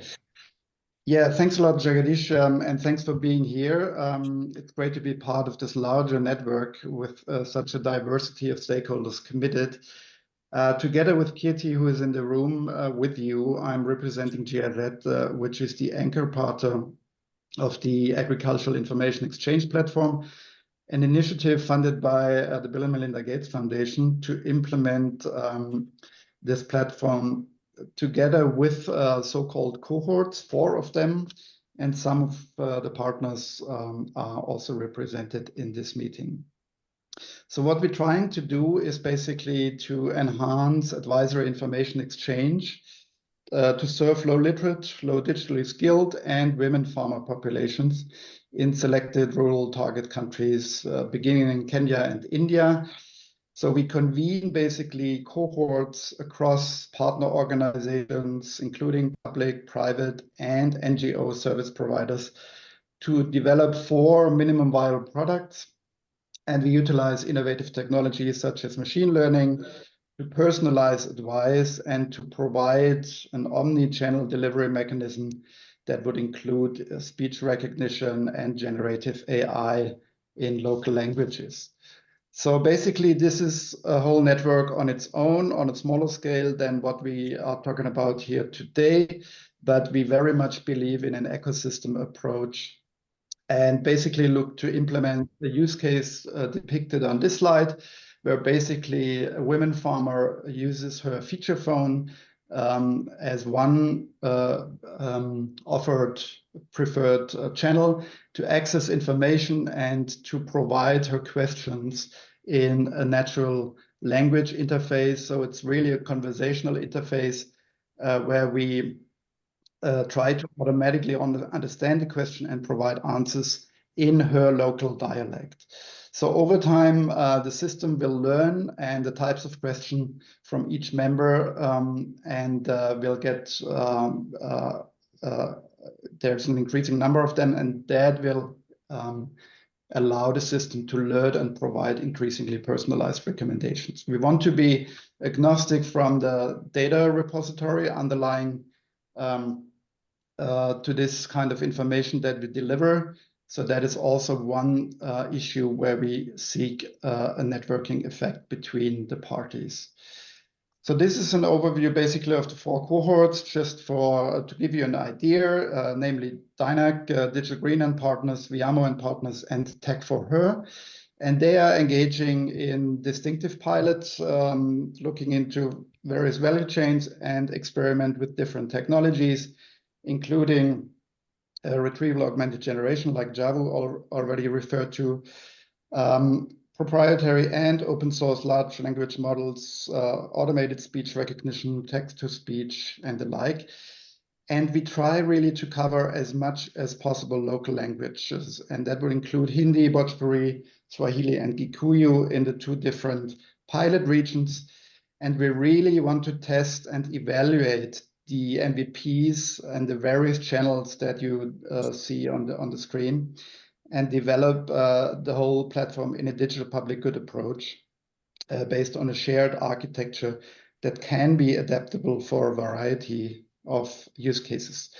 So joint efforts and networking effects is an underlying working principle that we look at this initiative. And this is basically the 4-layered architecture that we implement with an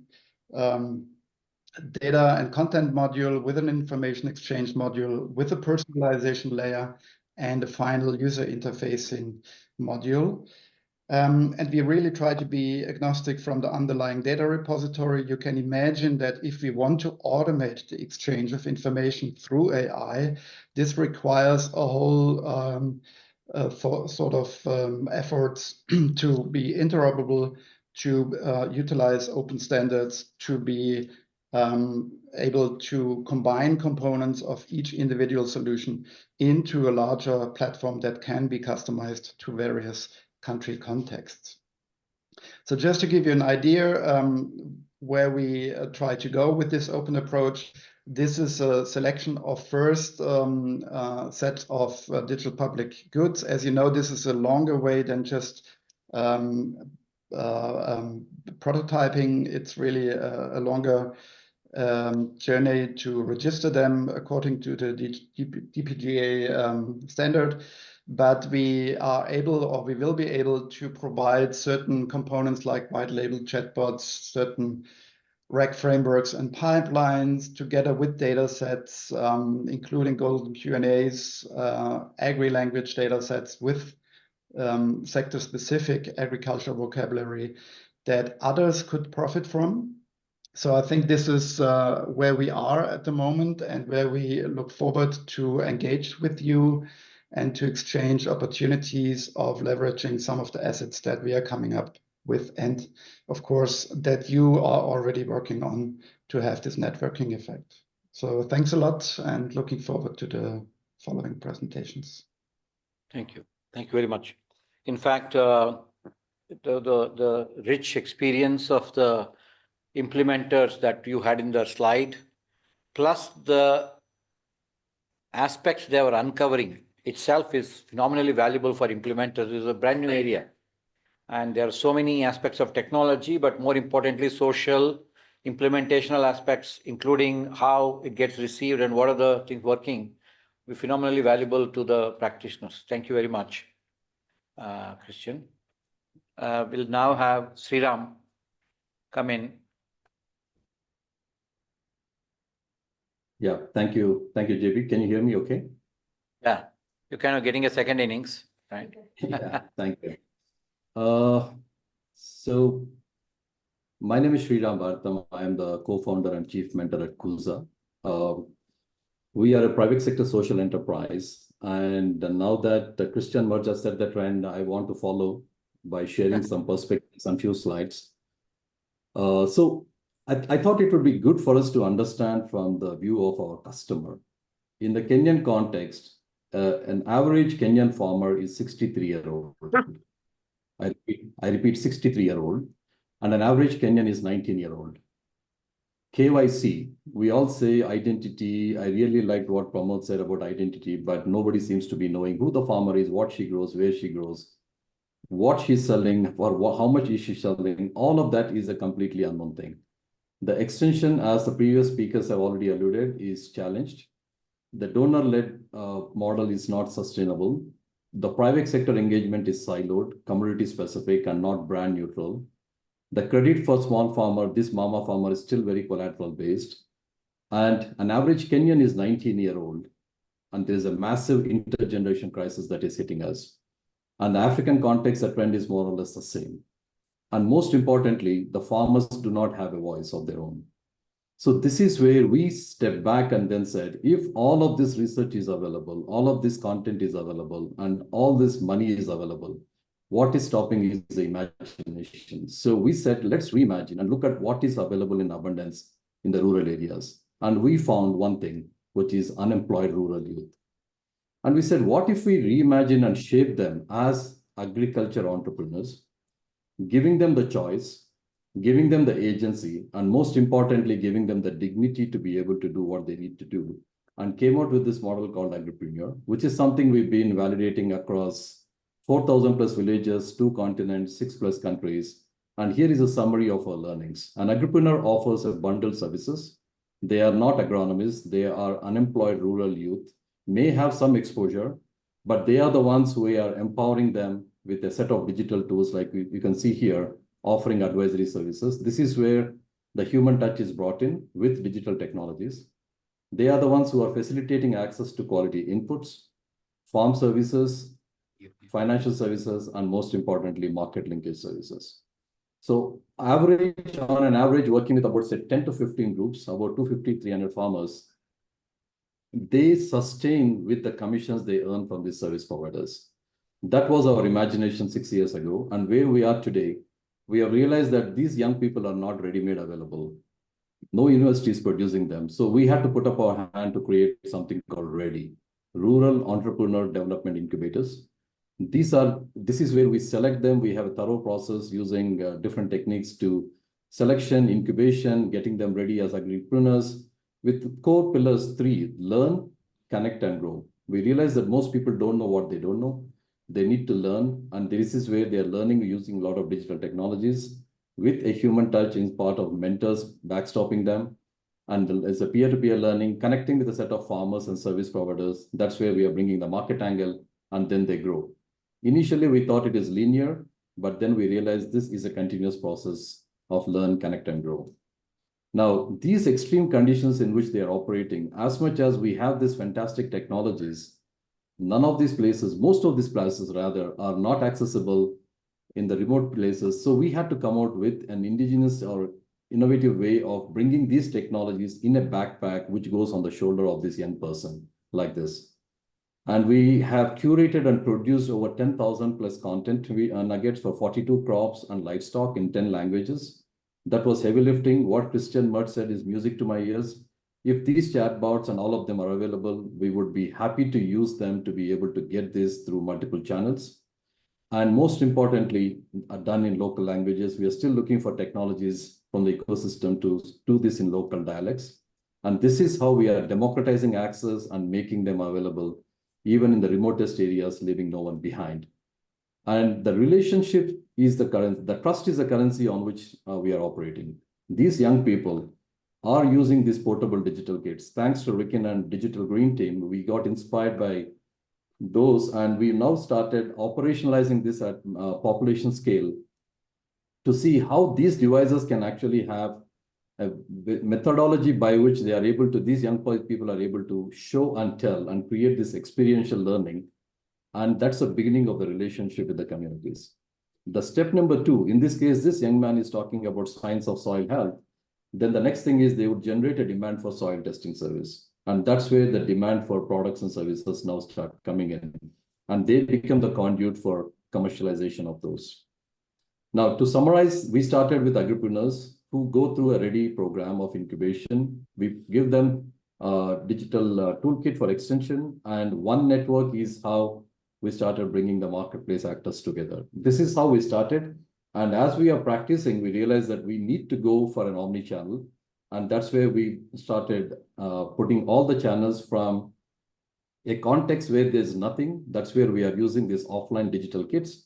And where there is something, a mature system, we are using multi-platform. This is how we have integrated this entire one network into the Calro, which is a big data platform at a national level. But we are seeing only 1% to 2% of our farmers are using any of these omni-channels. So a lot of emphasis is still going in the human touch. And that's where we are powering them with AI-related toolkits so that they can empower the farmers in the context, on demand, in the situation they are in. So what we are also learning is, as we are grooming these agripreneurs, they are actually doing old things in a different way when they adopted these technologies. But when they internalize technologies, they are finding new things to do. So some of them, like a small place like Joro in Nakuru, Robert Monge is actually doing biofertilizer. That's the specialization he opted for because he had the choice.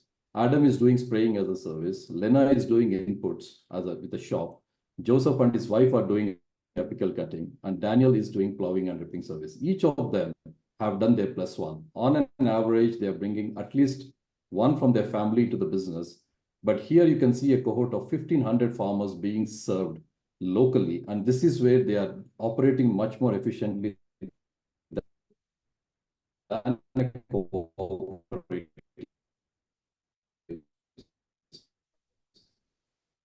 Ram, you're breaking up a little for us here.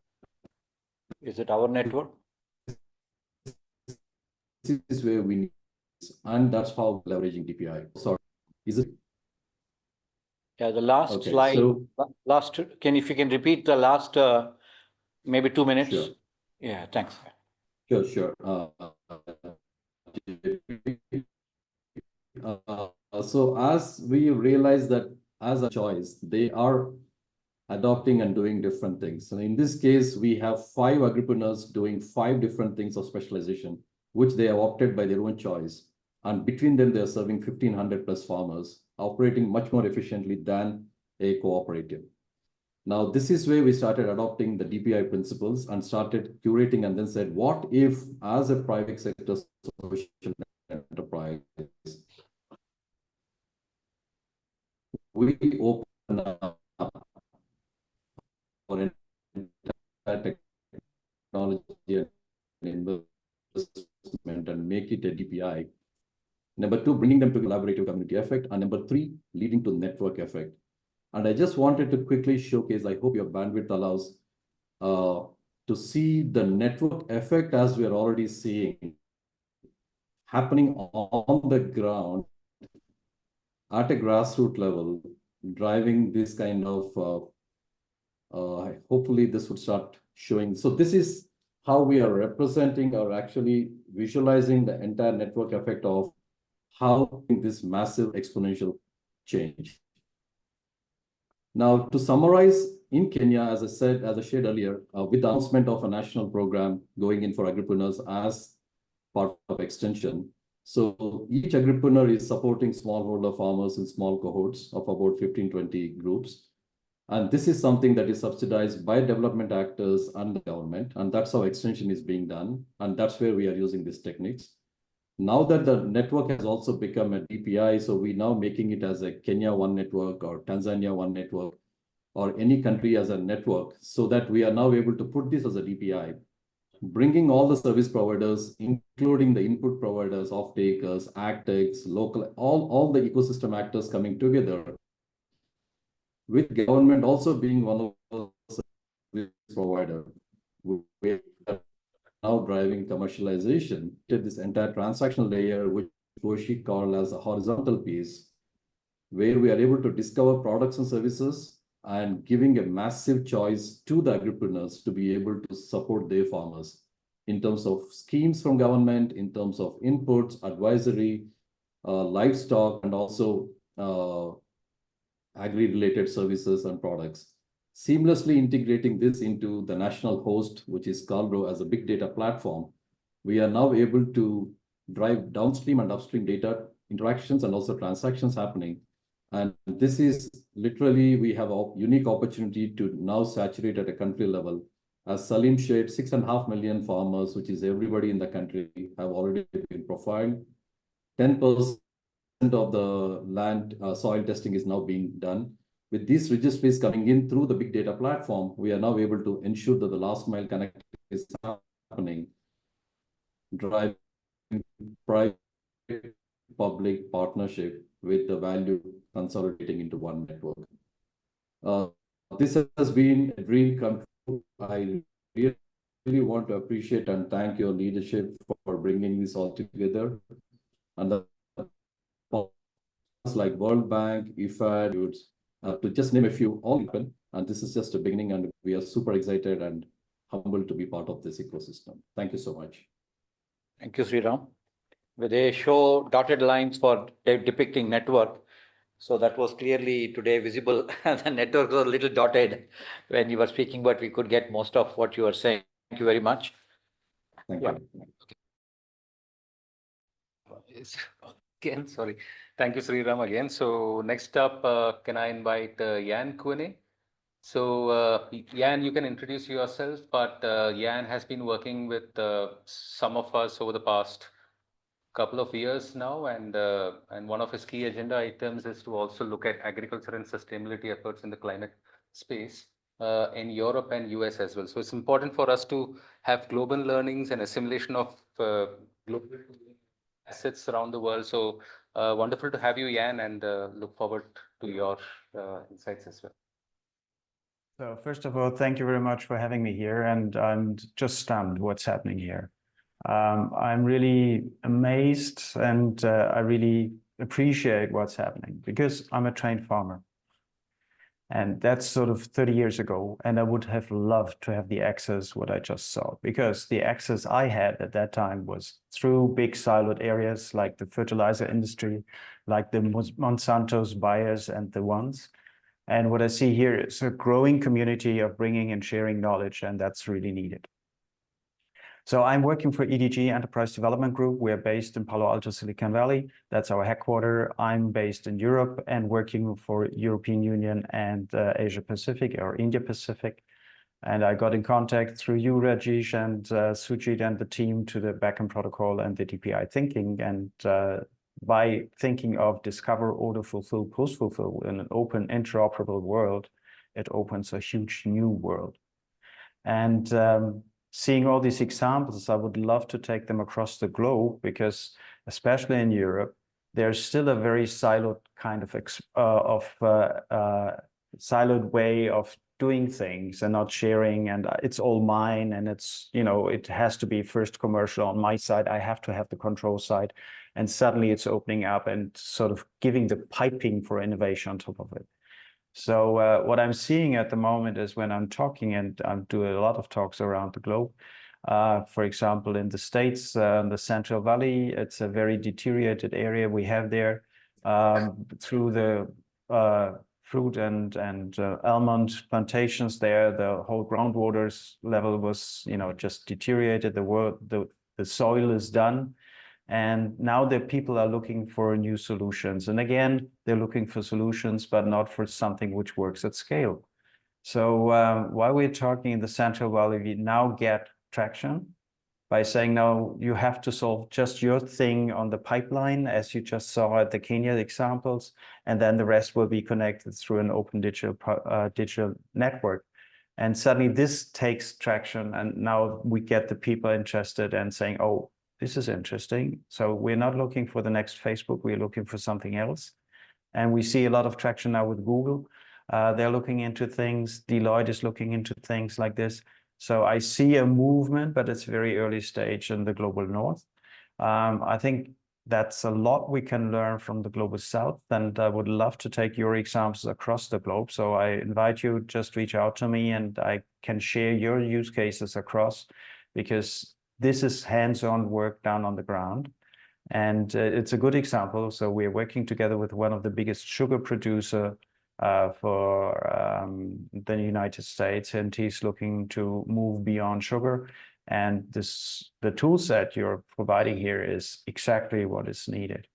So again, we are sort of in the learning phase, which is good. Pramod was saying that, or I think was Nandan, someone was saying it. If you know the solution from upfront, you better don't start. We don't know the solution yet, but I'm really looking forward to connect and to take your thoughts across the globe. Yeah. Thank you very much.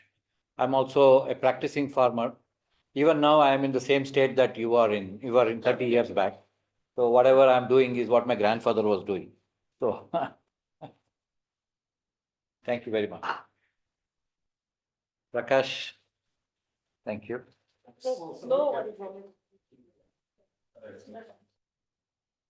Share.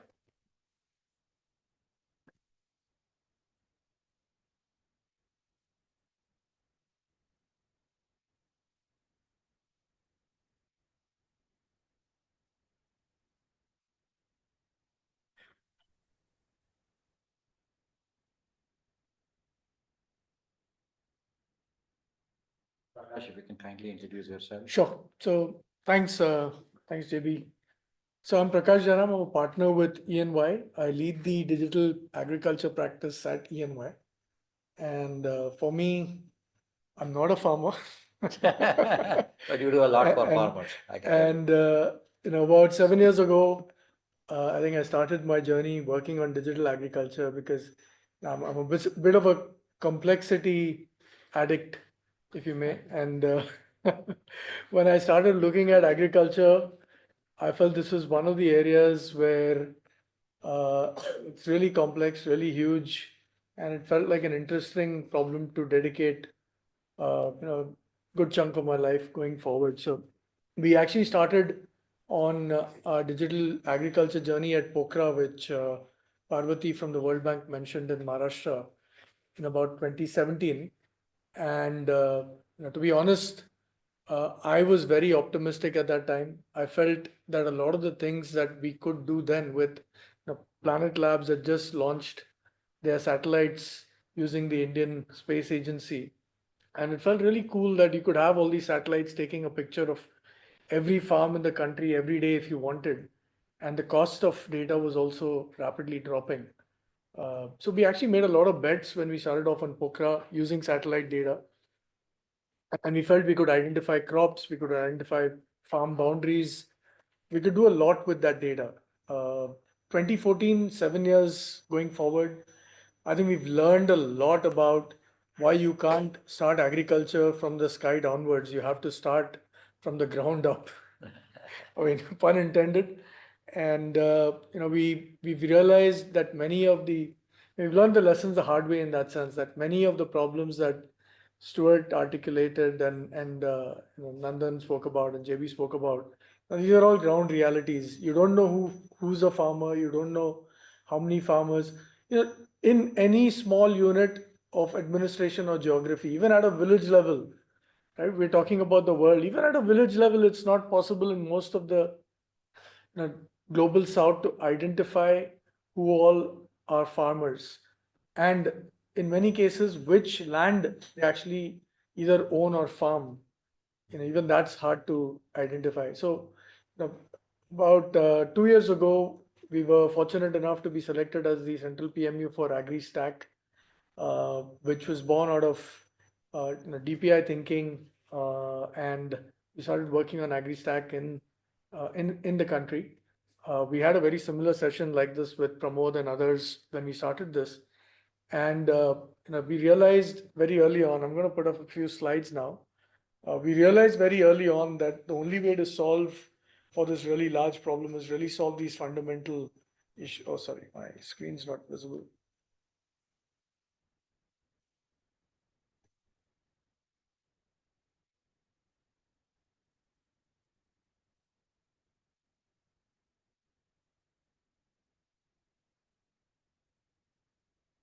So what I'm sharing here is some of the ideas that we felt while shaping AgriStack and its architecture, which might be relevant for Open Agriculture Network going forward as well, right?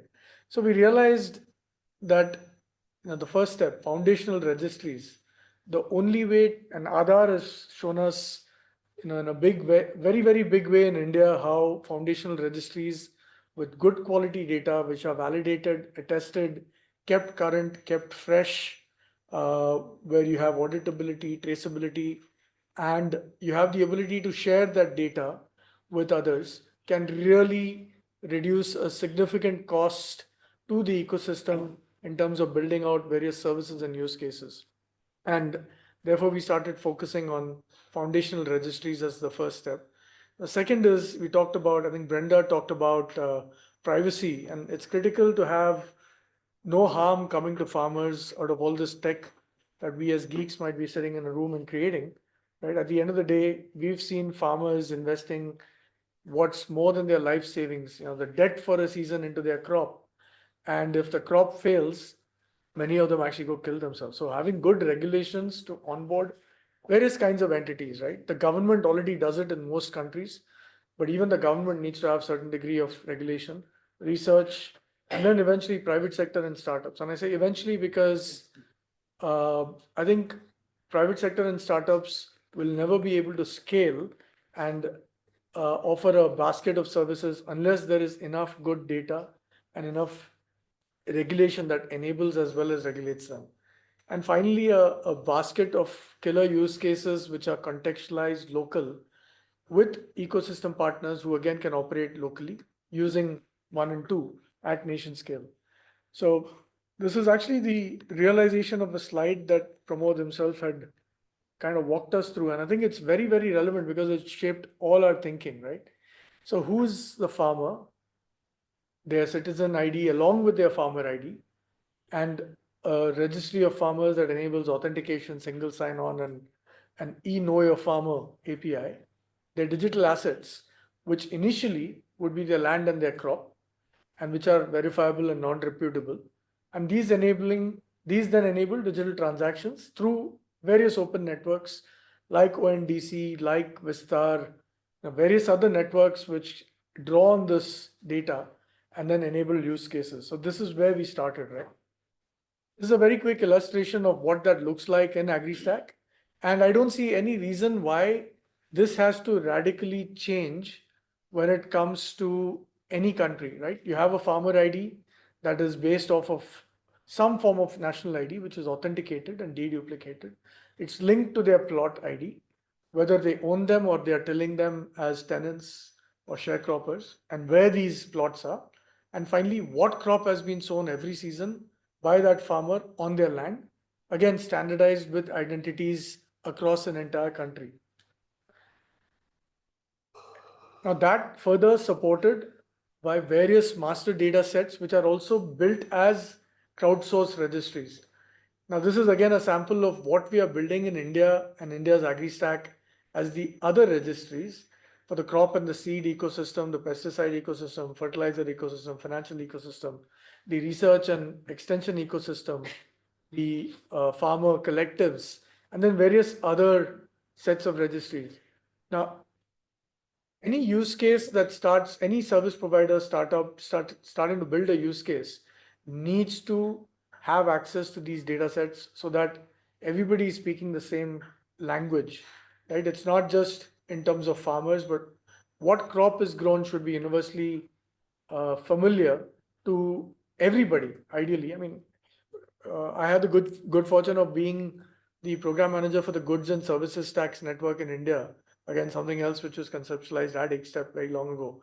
And globally, there is a HSN code or a homogenized system of, I forget what the N is, but this is a code that is shared across all the customs entities that allows trade across the world. So if we had similar standards for crops, seeds, etc., which were propagated widely, set up by entities like CGIAR or IRRI, basically the research organizations that oversee these, but share them universally and localize them as well. This would really accelerate the ecosystem interoperability. So what we have done is we've taken a simplified architecture of what AgriStack looks like. And I think this was done obviously for the Indian government, but there's nothing proprietary about it. The Unified Farmer Service Interface is a set of APIs or schemas which extend and evolve to support the core registries as the number of registries evolves and to support the use cases. Now, we've learned a lot from people like the work that co-develop and CDPI are doing. Vijay was a big contributor to that piece of work in identifying and defining this UFSI, and the specifications again are open. We've also said that wherever there exists protocols like ONDC, there's no point in reinventing the wheel. You would contribute to those protocols so that new specific use cases around those protocols can be built. So all of this brings together to enable the innovation and the government ecosystem. And this is something that we want to propagate. So this is the last slide, right? Essentially, with the core registries enabled with a robust consent mechanism, and the consent digital public good is something which actually, again, has emerged from things like the account aggregator framework, which is a framework for sharing financial data with multiple entities. But we've evolved it in AgriStack for granular consent, where a farmer can give consent for a specific farm and a specific crop, and for specific attributes, for a specific use case, for a specific period of time, and for a specific purpose, and that can be revoked. And auditability of that consent and auditability of the use of that consent. So if we have all of these pieces already in place, there is no shortage to the number of use cases across all these domains that can just organically evolve and get enabled.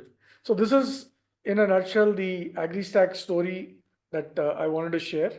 I'll stop here. We're hoping that working with various foundations, donor agencies, XStep, etc., we will be able to take a lot of these principles that we used in developing AgriStack for India. So for many of you joining from outside the country, India is about 20 states have signed a MOU between the central government and the state government, thereby enabling a truly federated architecture. The states in India actually govern agriculture and operate everything about agriculture, policies, data. They decide who gets access to that data. And this federated architecture, if you are able to transplant it to a continent like Africa with some kind of a participative governance mechanism, and every country having their own instance of OpenAgriNet, which is what we would evolve this into, right? The OpenAgriNet can evolve with community participation and a federated participative governance structure. And each country can then pretty much replicate its own journeys going forward. I'll stop here. Thanks. Thank you very much. The vision of OpenAgriNet 1.0, I'll take up your offer to have a white paper written on. Sure, I'll work on it today. Thank you very much. So I'll request now Samagra's Governance's VP Utkarsh in the room. Come, Utkarsh. I'll just focus the camera on you for a moment. Hi, thanks, JV. It's really a privilege to be here. I was have been working with you, Rajesh, and the ministry folks for almost 7-8 months now on this, and seeing such a group convening over here today is really makes me really happy. Right. I'll just introduce Samagra. Samagra is a mission-driven social enterprise based out of Delhi. Works primarily on two paths. One is governance transformation, closely working with Indian states on large-scale systemic transformation across sectors, and also on in the DPI space under our vertical called Samagra X. I personally have been working with I think my voice is not up. And also Can you just use that mic close by?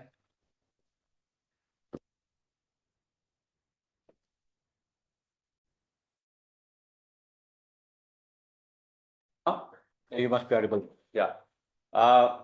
So Samagra is a mission-driven governance enterprise based out of Delhi. We work closely with the state governments on two types of work. One is governance and policy transformations, and the second is DPI and enabling these transformations through DPI and DPGs. Now, as part of our agriculture work, which started some 8 years back with the support of Foundation, Bill and Melinda Gates Foundation, in Odisha, we have been doing